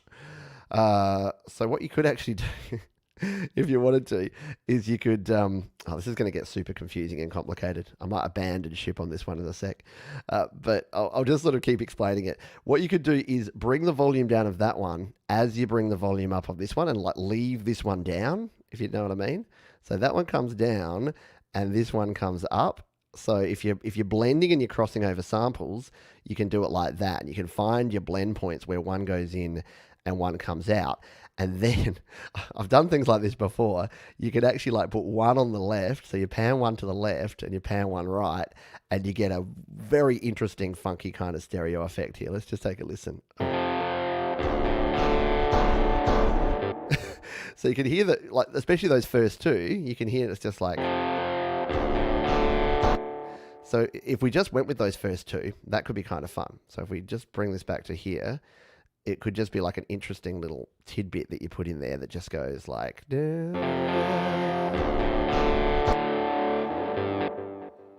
need to cut that off just a little bit before there, like that. So, and then you just need to fade it out at the end there. So, yeah, short answer, long answer to a short question. Short answer is yes, automation is your friend when you're doing stuff like that. When you're chopping up samples, when you're using loops, when you're having those artifacts in between things, just automating using your down curve for your fade out and your up curve for your fade in on your automation can help you out with stuff like that. So hopefully that helped you, John, and happy sample chopping for you. Hopefully you can do that. So John says, is there an easy way to add a tiny bit of automation to create a small fading effect? Whenever I try to use automation to fix a problem, I always make too much of it.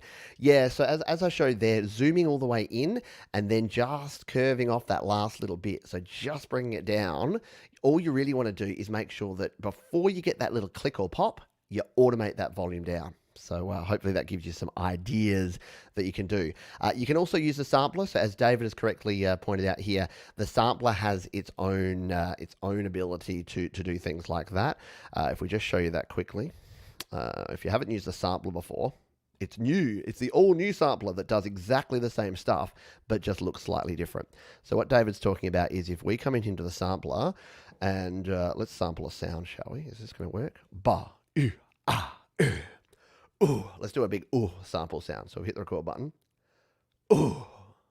So we've got, that was a bit close up. Let's try it again. Ooh. There we go. So we've got an ooh sample. Right. So what you can do with the sampler is you can actually adjust the start and the finish here. So if we just want the thing to go there, you can do that. And then I'm going to have to remember how to do, I haven't done this in forever.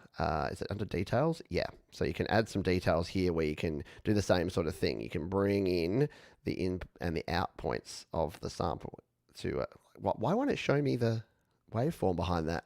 Doesn't that make it completely useless because I can't see where my waveform is?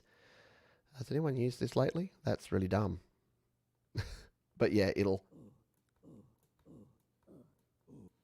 So yeah, you can change that. Now it's too soft. So now we want it to be like that. See how it's now cutting it off a little bit more? But yeah, why is it not showing my sample waveform when I'm doing that? That makes no sense whatsoever.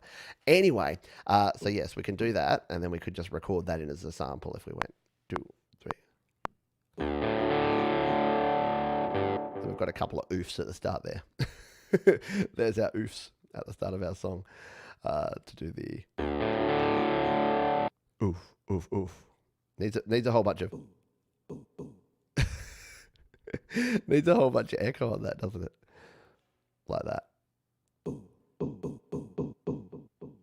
Maybe not echo, maybe more reverb.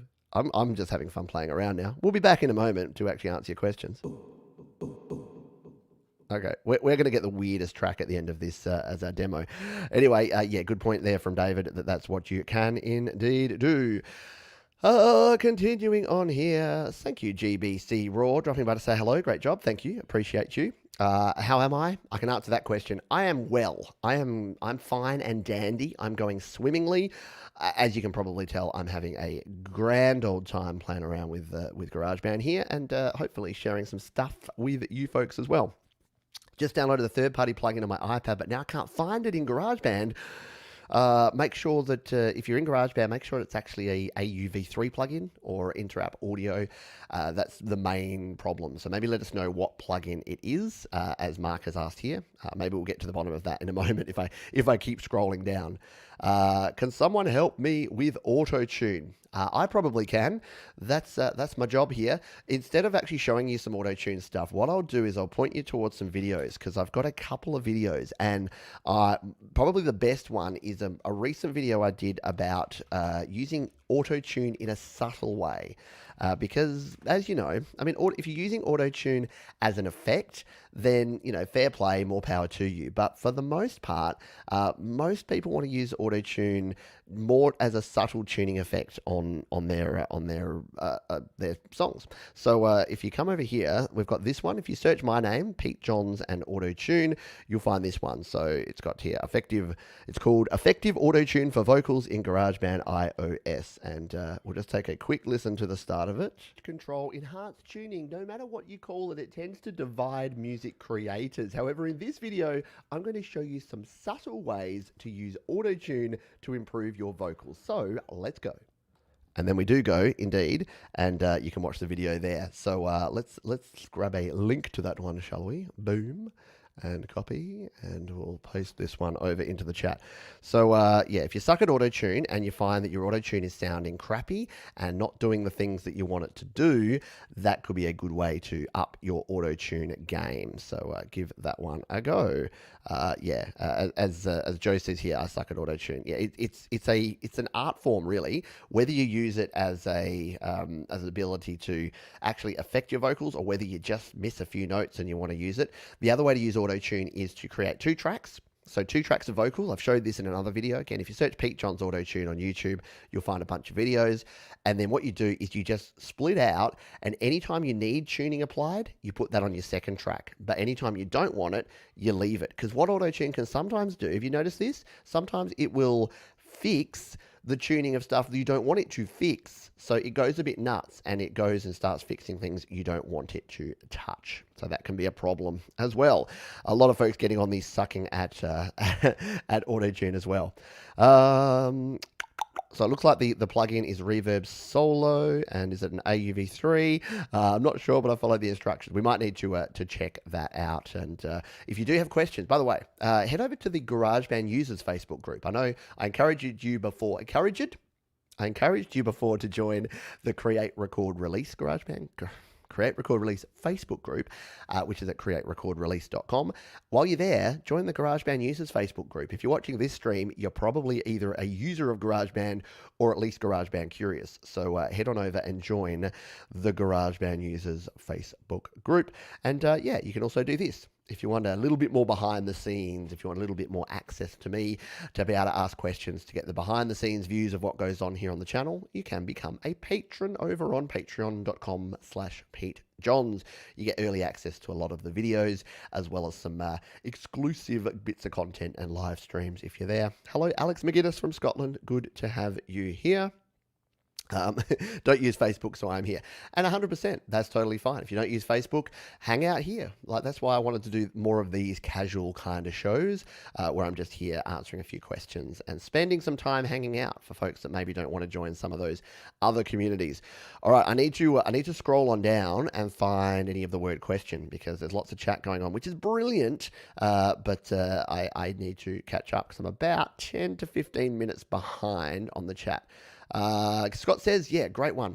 Outside audio share fade in, fade out has worked well. Yeah, absolutely. Let's show you a quick look at audio share, because that's one of my favorite apps, and it does all sorts of great things. But yeah, one thing it does really well is the ability to fade your audio. So if you come out of here, if you're working with samples, again, let's get rid of that one. If you're working with samples here in Audio Share, you can use some pretty good fading in here. So if we go to Tools and we go Trim and Fade, you don't have sort of that precise control, but you're trimming. You can grab the handles here, and then if you hold down, you get this finite view to sort of trim off the end like that. And then you'll notice down the bottom here, you've got Fade, you've got Nudge, and you've got Snap. So you can snap to tempos and to beats, you can nudge your audio around, you can fade it in and out by a number of milliseconds. So that can really help you with those really finite little jobs and those little tiny clicks and pops that you can sometimes get in your audio. So the Audio Share app, I think it's $3 or $4 US. It's about $6 here in Australia.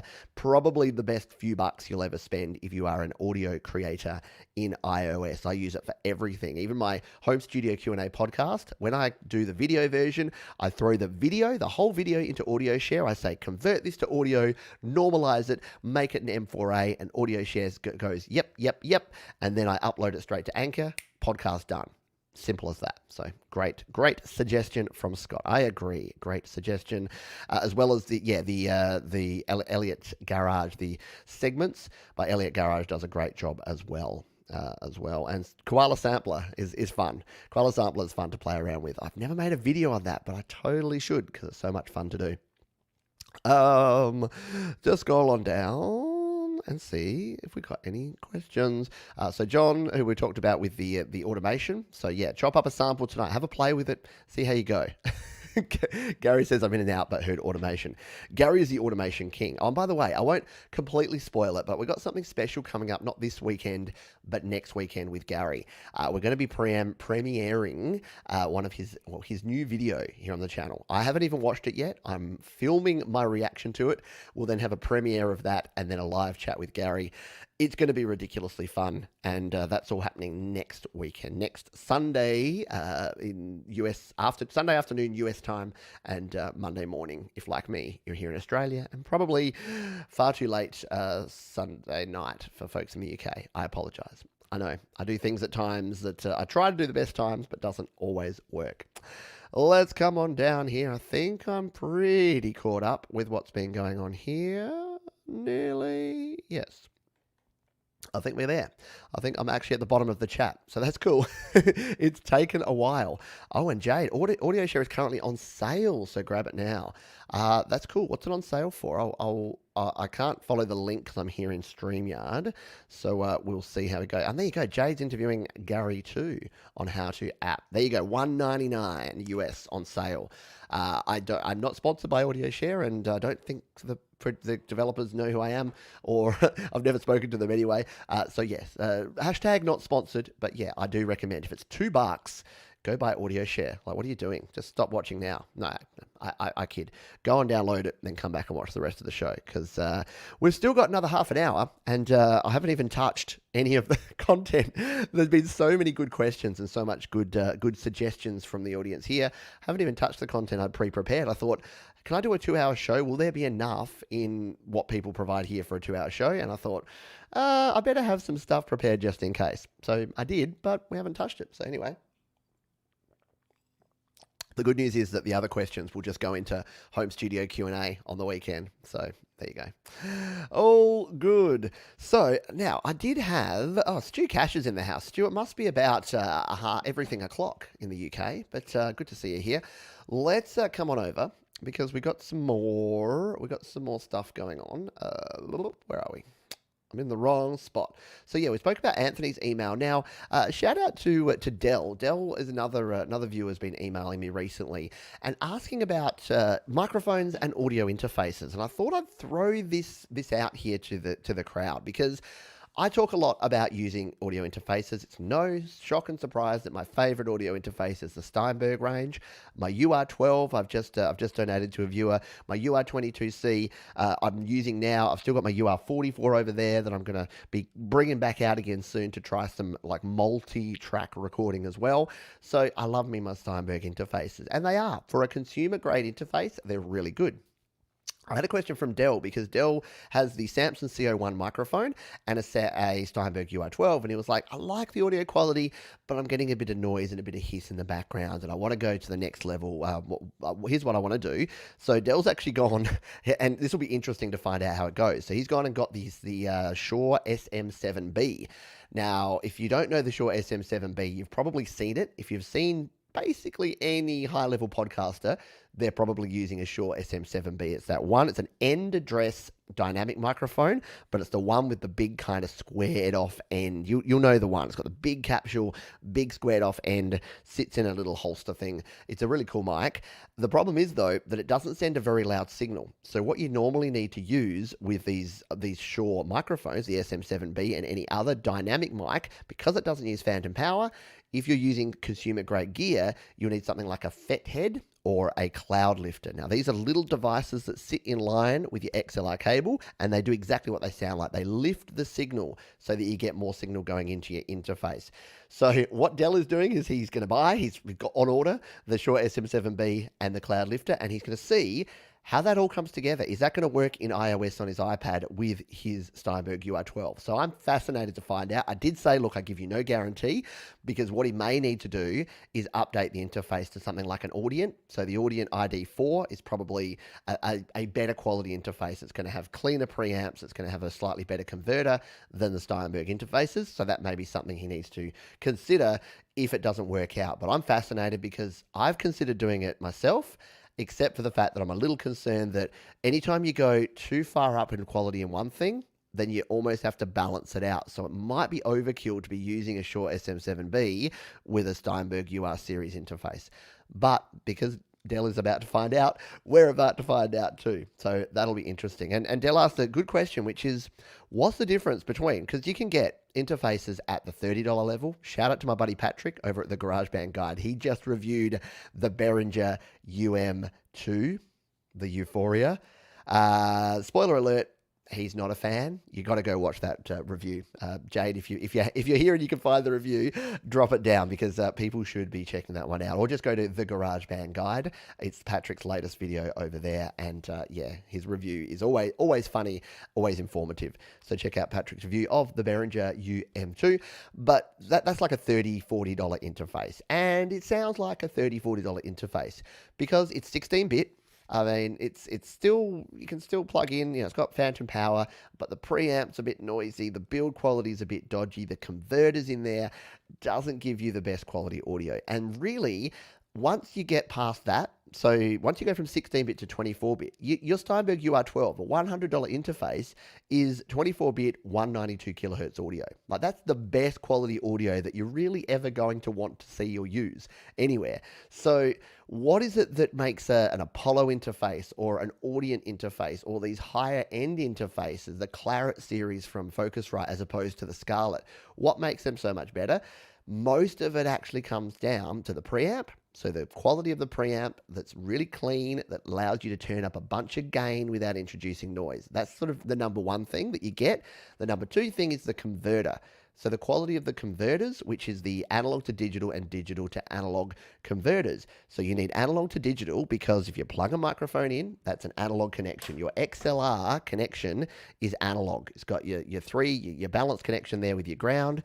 That goes in. Your interface has to convert that to ones and zeros that the computer understands. And the quality of that conversion, so the quality of the analog audio that creates those ones and zeros, is different on different interfaces.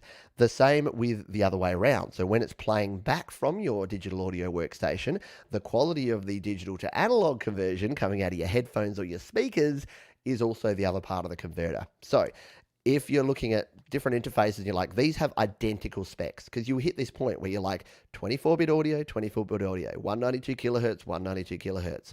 What's the difference? Why is this one 100 and why is this one 500? It all comes down to the quality of the components in there, and it's usually the quality of the preamps and the quality of the converters that's going to make all the difference. So that is my talk on that. Deep Gravity says it's the Behringer would be better than the $3.25 iRig I was using.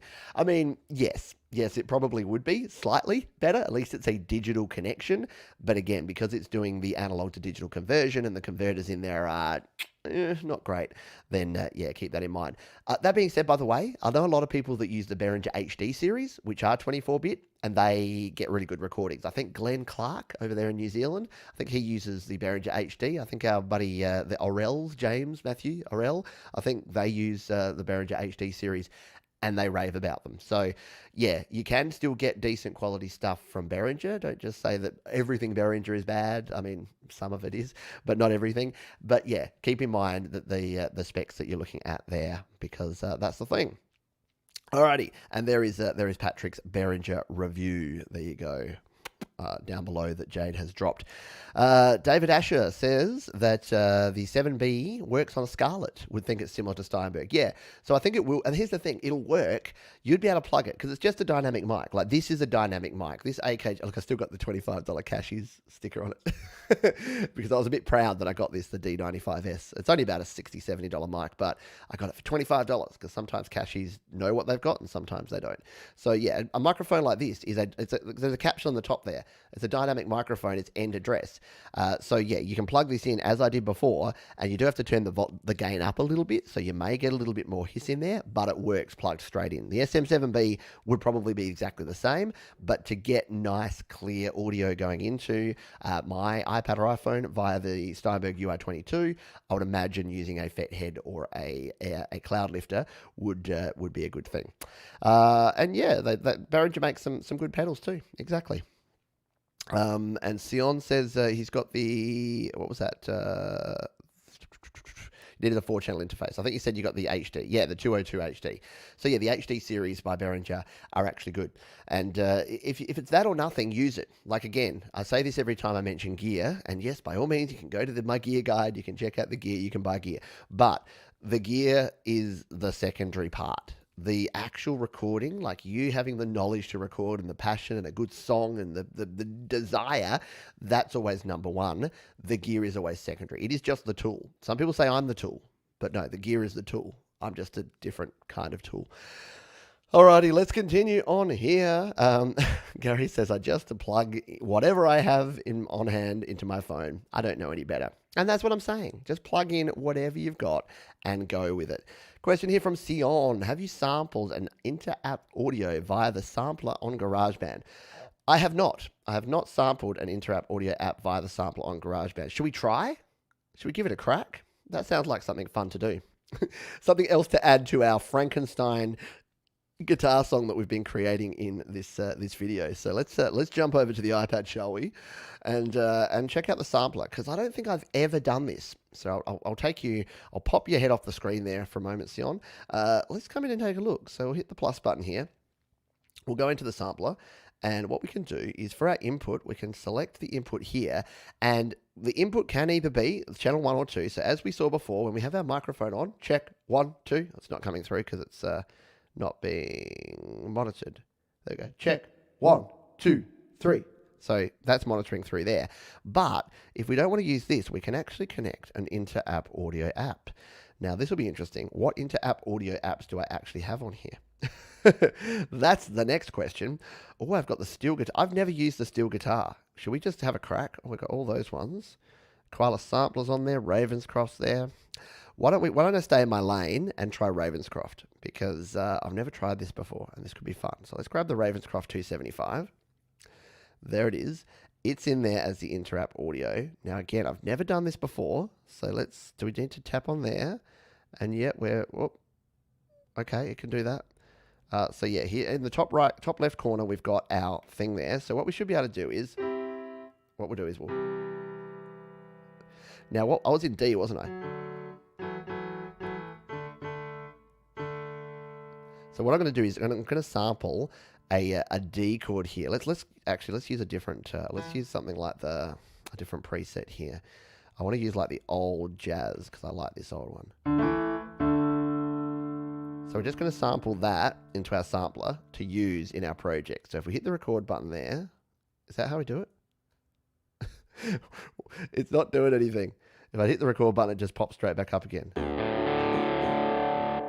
Play's working, but record's not working. What am I doing wrong here, folks? Anyone got any ideas? Did that do anything? Oh, it's recording over here now. We're back to our dog bark. What has happened there? All right, so we'll go back to the Ravenscroft. I thought we just hit the record button here and then played in our sound, but not so much. Do we hit the play button?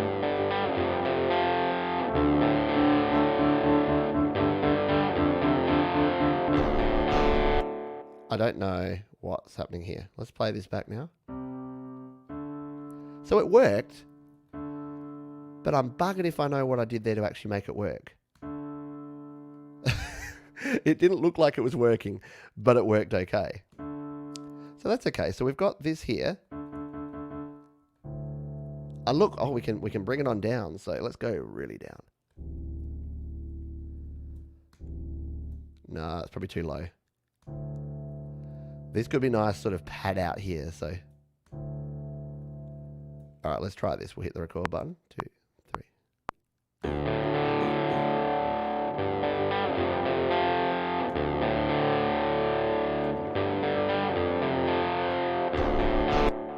kind of like the that we created before. That's kind of cool. We'll bring it back over to here. Yes, my audio device is detected. I know. So here's the Ravenscroft 275 or is this just no, this is definitely the sampler using the Ravenscroft 275. And let's put it in there, yeah? Right, okay. So that's cool. So we can bring that together with our guitar. Then we've grabbed that sample. Oh, stand back up.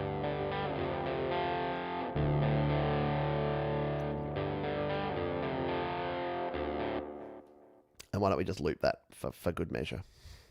So it does it again. Okay. So yes, to answer your question, Sion, we did it. I'm a little bit unsure as to how we actually did it and how it worked there because, yeah, we went into our input, we went into our audio, we added the instrument here, the Ravenscroft, and then it did it. Why don't we just try one more thing? Let's just try the steel guitar and just see what happens. See if a different instrument does something different. So then we should be able to come out here. We should be able to tap on the instrument. And now we're hearing the steel guitar. Yes, it's doing some things and some stuff. Is it working? Hang on. I don't know how to use this app. I've never actually used it. There we go. All right, let's just see if we can work this out. See, this time, oh no, there it is. It's down the bottom there. We'll hit the record button. Did it do anything? Oh, it is. Okay. So it's just not showing up the record button, but oh, it recorded everything. Oh no, it didn't. Okay, so it is working. There you go. It just didn't look like it was working when I was actually using it before. So yeah, now you'd be able to get the sample adjuster there. Okay, so it works. I just need to tweak a little bit more to find out how it's going. Is this the new GB? It sure is. So yeah, the sampler looks different. Same functionality, just different looking. So maybe I need to do a video on this, or maybe I'll just release that. I'll be like, how to use inter-app audios with the sampler in GarageBand, and then it's just me doing that. It's like, I think you push this button and then this button, and then it doesn't work. But I'm reasonably happy with the track we're putting together here now. It definitely needs some what do we have? It definitely needs some drums, doesn't it? Does it need that oof, oof, oof? Probably not. Let's just because I'm having some fun here, why don't we just lay down a beat sequencer track here with some, not 808s, but some 4 on the floor acoustic drums. We'll just grab this one. Not that one. No. Where's our reset? Oh, I haven't used this for a while. We want to reset the pattern. No, don't rename it. I don't use a beat sequencer enough. I need my children here to help me. We do this, don't we? There we go.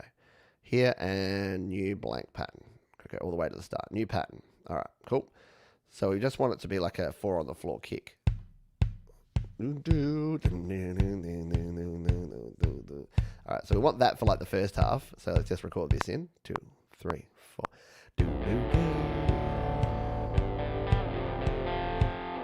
And then we want to give it a like a thing on the snare. So then we can hang on, that's one. Yeah, from the 3 here, we want it to be this pattern.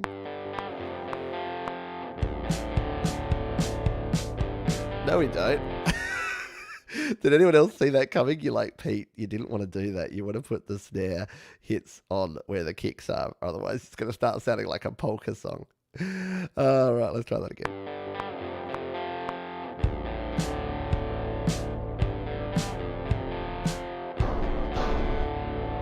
Yeah, cool. And then we just want, I don't know why I'm adding drums to this. This is not helping anyone. This is not part of the show, but I just have some fun. There you go. I just wanted a drum beat. You know, when you're just listening to something, you're like, you just need something, you need some drums behind it, right? Absolutely. Okay, let's come back over to this. Folks are asking about using the @ symbol.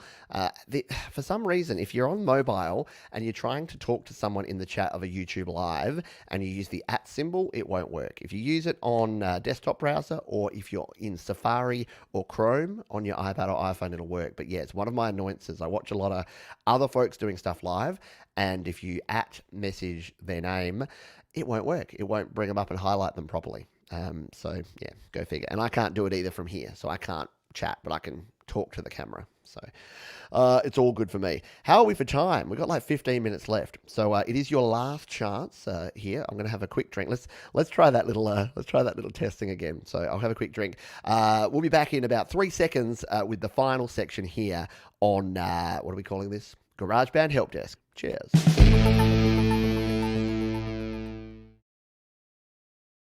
I didn't put the volume up again. I'm bad at this. That's all right. I try to keep things simple. So yeah, if you have any final questions, now is the time to speak now, or forever hold your peace, or not forever, because you know what? We got home studio Q&A coming up in 2 days' time, so you got plenty more time to interact. Why don't I look at some of the topics that I did have in my list here? Oh no, I haven't had my phone on charge. That's bad news. Let's take a look at my list of topics here and see what we got that I was going to talk about. So, so yeah, actually, we already covered this one. So I had a question here from Alan, and Alan said, when I record guitar or bass, it comes up with just a single straight line, but does not record. Any ideas as to why? So we kind of covered off on that. Make sure that your input gain is up, especially if you're using an audio interface. Dialing that input gain up will increase the volume of what you're playing in there. Check it's the right input. So the right one may be the left one. Know what I mean? So if you're using a 2-channel interface, make sure it's input 1 or input 2 in GarageBand. They're kind of the main key things. It's all about volume and making sure that you got your thing plugged into the right thing. And then depending what audio input you're actually using, will depend on what you actually need to do there. Another question here. This is, must remember to, yeah. So I wanted to talk about this because, someone was asking me about master volume, and I've said this a bunch of times, so I'll say this again. If you've got a track that you suddenly is too loud, there is a hack. Now, the new version, we'll see. In fact, let's test it live. Let's test if this works. So if we have this track here at the moment.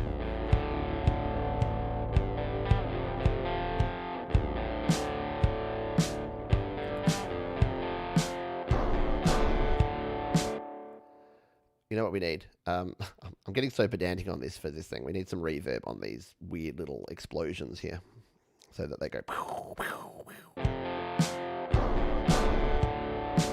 Oh, except we've automated the volume down so they won't reverberate. Good work, Pete. Anyway, that's not what we're here for. So if we exported this song now, so if we come out to here and what? Oh, geez. What was that? Now I don't know what that was put in. What was I? Oh no, I don't know which of these tracks that was actually saving in now. We need to search by, pull down. Oh no, by date. There you go, my song 8, and let's call it. We'll call it GB Help Desk Demo. Right. Demp. It's my demp. Okay, now we know where it is and we can actually get back to it. So if we exported this, we went here, we went to share, and we share it as a song. We share it as a WAV file. That's all cool. Oh, by the way, I'll show you this as the last thing in a moment, but the save to files thing has been fixed. We won't have it in here because you'll only have open in, but the save to files no longer creates those weird random ghost files. It's very cool. So we are back. We are back to things being fixed again. We will. I'll show you that in a moment, because if you're saving projects, here we go. If you're saving projects elsewhere on your iPhone or iPad location, yeah, it's been fixed. Let's go into Audio Share. So there it is. Here's our song.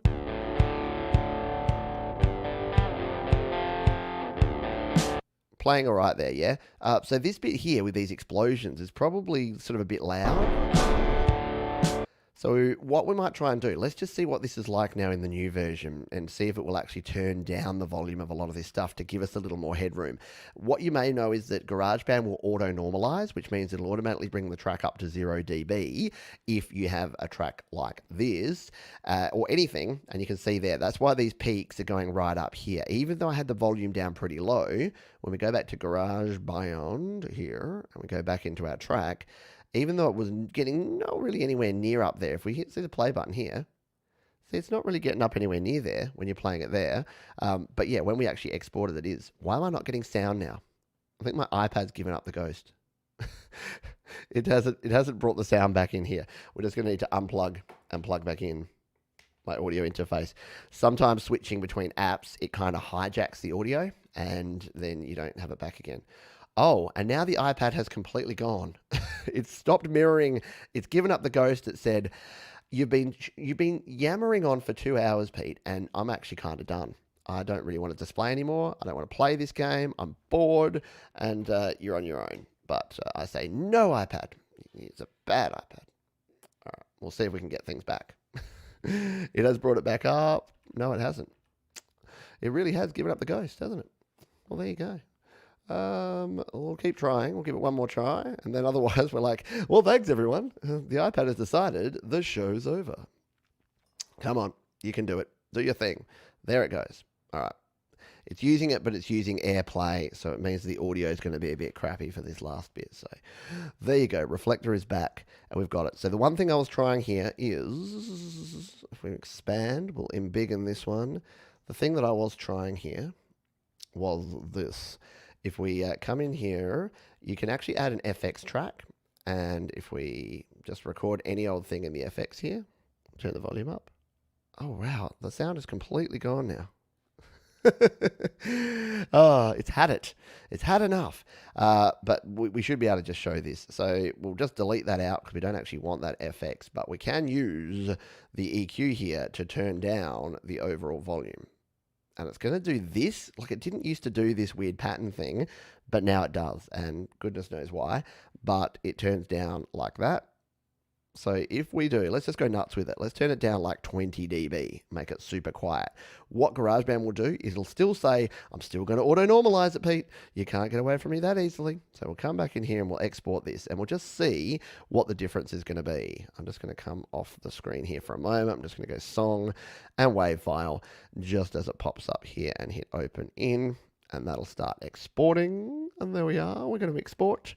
And once this is exported, we'll open this one up in Audio Share. We'll see if Audio Share will actually play audio. Probably will do better than GarageBand. Back to Audio Share. It's opened it up as on the side over here. Let's see what it's going to do. Yeah, see, it's playing audio fine.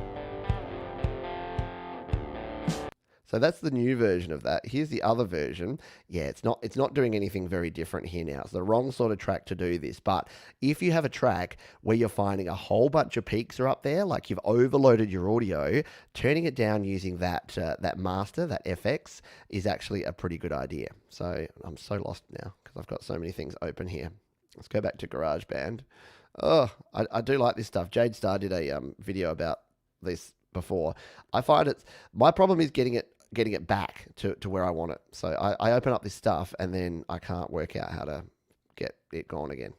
So I tend to just panic and delete everything. Oh, have you noticed too, anyone that uses a mouse, have you noticed that if you have the mouse, if you change the scrolling direction, when you're trying to flick up to get rid of things, it flicks down? So because you use a 2-finger swipe up on your trackpad to flick things away, it doesn't work. You have to flick down. It's the weirdest thing. Well, okay, it's not the weirdest thing. It's the most Apple-like thing. Let's go back. Let's go back to GarageBand and we'll see if this is going to work one more time. AirPlay, we'll unplug and plug back in. We'll see if GarageBand wants to play nicely without audio. If not, it's okay because we're nearly done with it now anyway. It might work though. Now that I've got rid of all those other pesky apps, yep, we're fine. So now we're...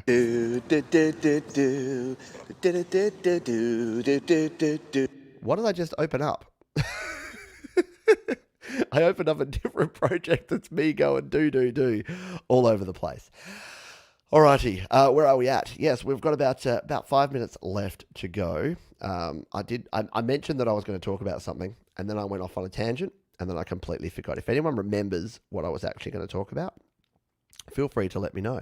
But we'll probably save the rest of these things for a future show because we're nearly done. Let's see if I can get the little sting working properly again this time, since I've tried it like 4 times and it hasn't worked. So while I have a drink, we'll be back after this short message. And we're back. The only problem with StreamYard is it does that little weird like flicker in between the video and my face, and I wish it didn't. I wish it was smooth. Just show a blank screen. Just don't show that weird circle thing when it comes back, but that's okay. I can't be choosy with this sort of stuff. Alrighty, you might have to talk to Apple. Yeah, actually, that was one thing I was going to say, is that someone mentioned this during the week, and I really think I need to make a video about it. I was going to talk about the save-in. Thank you, Jade. Yes, I'll talk about that in a moment. But on this one, you might need to talk to Apple. Can I please beg and plead with folks that if you are having bugs and issues with your iPhone, iPad, GarageBand, iOS, whatever it is, can you please report a bug? In fact, why don't we actually do this now? Why don't we report? I'll show you where the Apple reporting bugs is, because I haven't done it in forever, because I'm pretty bad at this. So product feedback, we'll jump in here and we'll see where we can do this. I'm not going to be able to find it on the fly here, am I? I might have to do it separately in an entire, because they do make you jump through a few hoops before you do it. So yeah, but yeah, go in and find out if anyone's got the link, Jade. If you've got the link, you've probably got it handy. You probably use it a lot because you would report your bugs. But report your bugs, give feedback to Apple. They won't know it, and they're not going to fix things unless enough people actually get in their face. They don't watch GarageBand Weekly, and they don't watch Patrick's channel, and they don't hear this stuff. They're kind of off doing their own thing, and it's only when people go into the Apple Store and jump up and down and do the gorilla dance that they are actually going to hear about these things. Or if you're an online person, get online and provide feedback. I've got a friend, Marcel, who is always providing feedback, always on the phone with Apple, giving them feedback and raising tickets on the things that are not working. And I said to him, it was a bad thing to say, I said, oh, you know what, it's a free app, you got to expect these things. And he's like, explain to me why when I buy a $1,000 phone and it comes included on that phone that I should accept that it's buggy, and it's not really a free app, Pete. And I'm like, touche. I'll cop that because that's 100% the case. So yeah, report your bugs. There we go. Jade has got save it to your favorites there. I will do this now. Apple.com/feedback/garageband.html. Let's see if I can go right there now. I can't do that. So it's apple.com/feedback/garageband.html. And we'll see if we can bring this up now and show you where we're at. The page you're looking for can't be found. Yeah, I've typed it in wrong, but I trust you. I'll go and check that one out. Actually, this apple.com. Apple.com. Oh, I put a slash, not a dot, before the HTML. Good one, Pete. Attention to detail. Bingo. There we go. I probably need to put this site front and center on studiolivetoday.com, because when people come to me and they're like, Pete, it's broken, I should probably point them to here. So there you go. We are here, apple.com/feedback/garageband. So we got your name required. I can put my name there. Email address, subject, feedback type. What feedback types do we have? There you go. Feature request, bug report. Cool. Ease design, ease of use. So there you go. Go and flood Apple. If you're having problems, now, computer you're using, is it going to have iPads? Oh, which operating system are you using? Mac OS, or hang on, is this for OS? No, OS X? Was there something where I had to select iOS somewhere before? Maybe. This looks like it might be for Mac version. We'll find it out. I'll do some more research, and maybe in Garage, maybe that's, yeah, there you go. There's our topic for GarageBand Weekly this week. It's going to be bug reporting and feedback and having your say in GarageBand. I'll do some research, make sure I have everything up and running, and then we'll go and check that out. So question here, do you know any good tips and tricks on how to make deep Reese basses similar to the ones used in future garage tracks on GarageBand?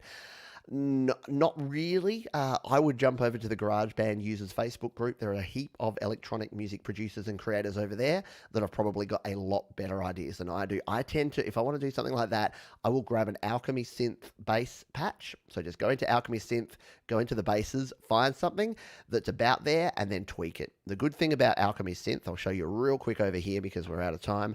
The good thing about Alchemy Synth is that you can find a sound and then you can tweak it to your heart's content, and you can make it cool. So if we come here and say we wanted to try a different sound, we'd go into our Alchemy Synth, and then we'd go into not our Epic Cloud Formation, but we would come over here to a bass sound, and why don't we go with something like, do we have any sort of future bass? Future wobble bass. So you can come in here and select that one. Done. And then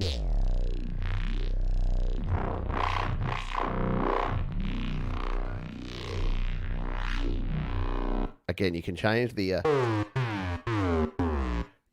different sounds here, and then if you swipe across, you got all of this. You can change the modulation, the layering, the cutoff, the reverb, the phasing, everything. So you can make it your own sounds, and you can start doing some really, really cool stuff. So yeah, play with Alchemy. That will be your best bet for finding some of those custom, unique sounds that you're looking for.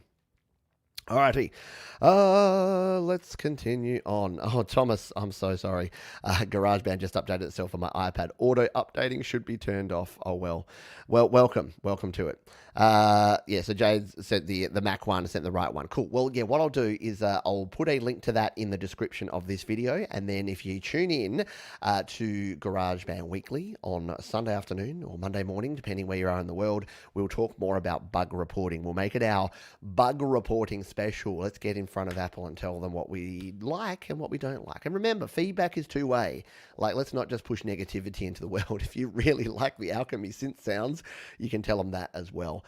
But yeah, let's be honest, we do need to report some of these things because they're just not working that well. And if one person says it, that's one thing. If 100 people, there's 100 people watching this stream right now, if all of you are having some sort of bug and you all go report it, the poor person reading those at Apple's not going to be happy, but it means that they might get the same reports about the same things and actually realize they've got a big active community out here and they should probably jump on those and start fixing some things, right? Speaking of fixing some things, I got to go and fix myself some lunch. See what I did there? But this is just the beginning. We've got a big weekend of stuff coming up. Tomorrow, we're going to have a quick version. It's only going to be about an hour of Your Music Live because I got some other things to crack on with. It is Halloween here tomorrow, and for anyone with kids, you know what that means. There's a lot of stuff that you need to do with the kids because Australia has just embraced Halloween in a big bad way in the last 10 years. We used to not do it, but now we do. So we do have Your Music Live, but a shortened version. But then, of course, we've got home studio Q&A. We're doing a happy hour show, which I haven't quite decided on the topic of that one yet. We'll have to wait and see what that is. And then, of course, GarageBand Weekly. And after GarageBand Weekly, we're premiering a video here on the channel because in November, I'm really happy to be welcoming DistroKid back on board as a sponsor of the channel. And we have 4 videos. Each week, I'm going to be dropping a new video about DistroKid features. And we're starting off with the team feature. So that will be premiering on Sunday evening for those in the US and Canada, Sunday night if you're in the UK and Europe, and Monday morning for those here in Australia. And we'll be doing, as I say, 4 of those throughout the month of November because guess what? It'll be November. I know. Who would have thought? We're in the 11th month of the year. Go figure. Radioki, you can head over to studiolivetoday.com if you want to find all the information and all the ways you can join us. While you're there, join the mailing list because that will give you, every week I send out an email newsletter that gives you all the live shows for the weekend and a recap of all the videos from the last week. So if you want to get up to date with all the latest stuff from the channel, you can go ahead and do that. Thank you everyone for being here. You know what I'm going to say now, or if you don't, I say this. Please be kind to yourself, be kind to others, and keep on creating. You rock. Thank you, folks. See you next time.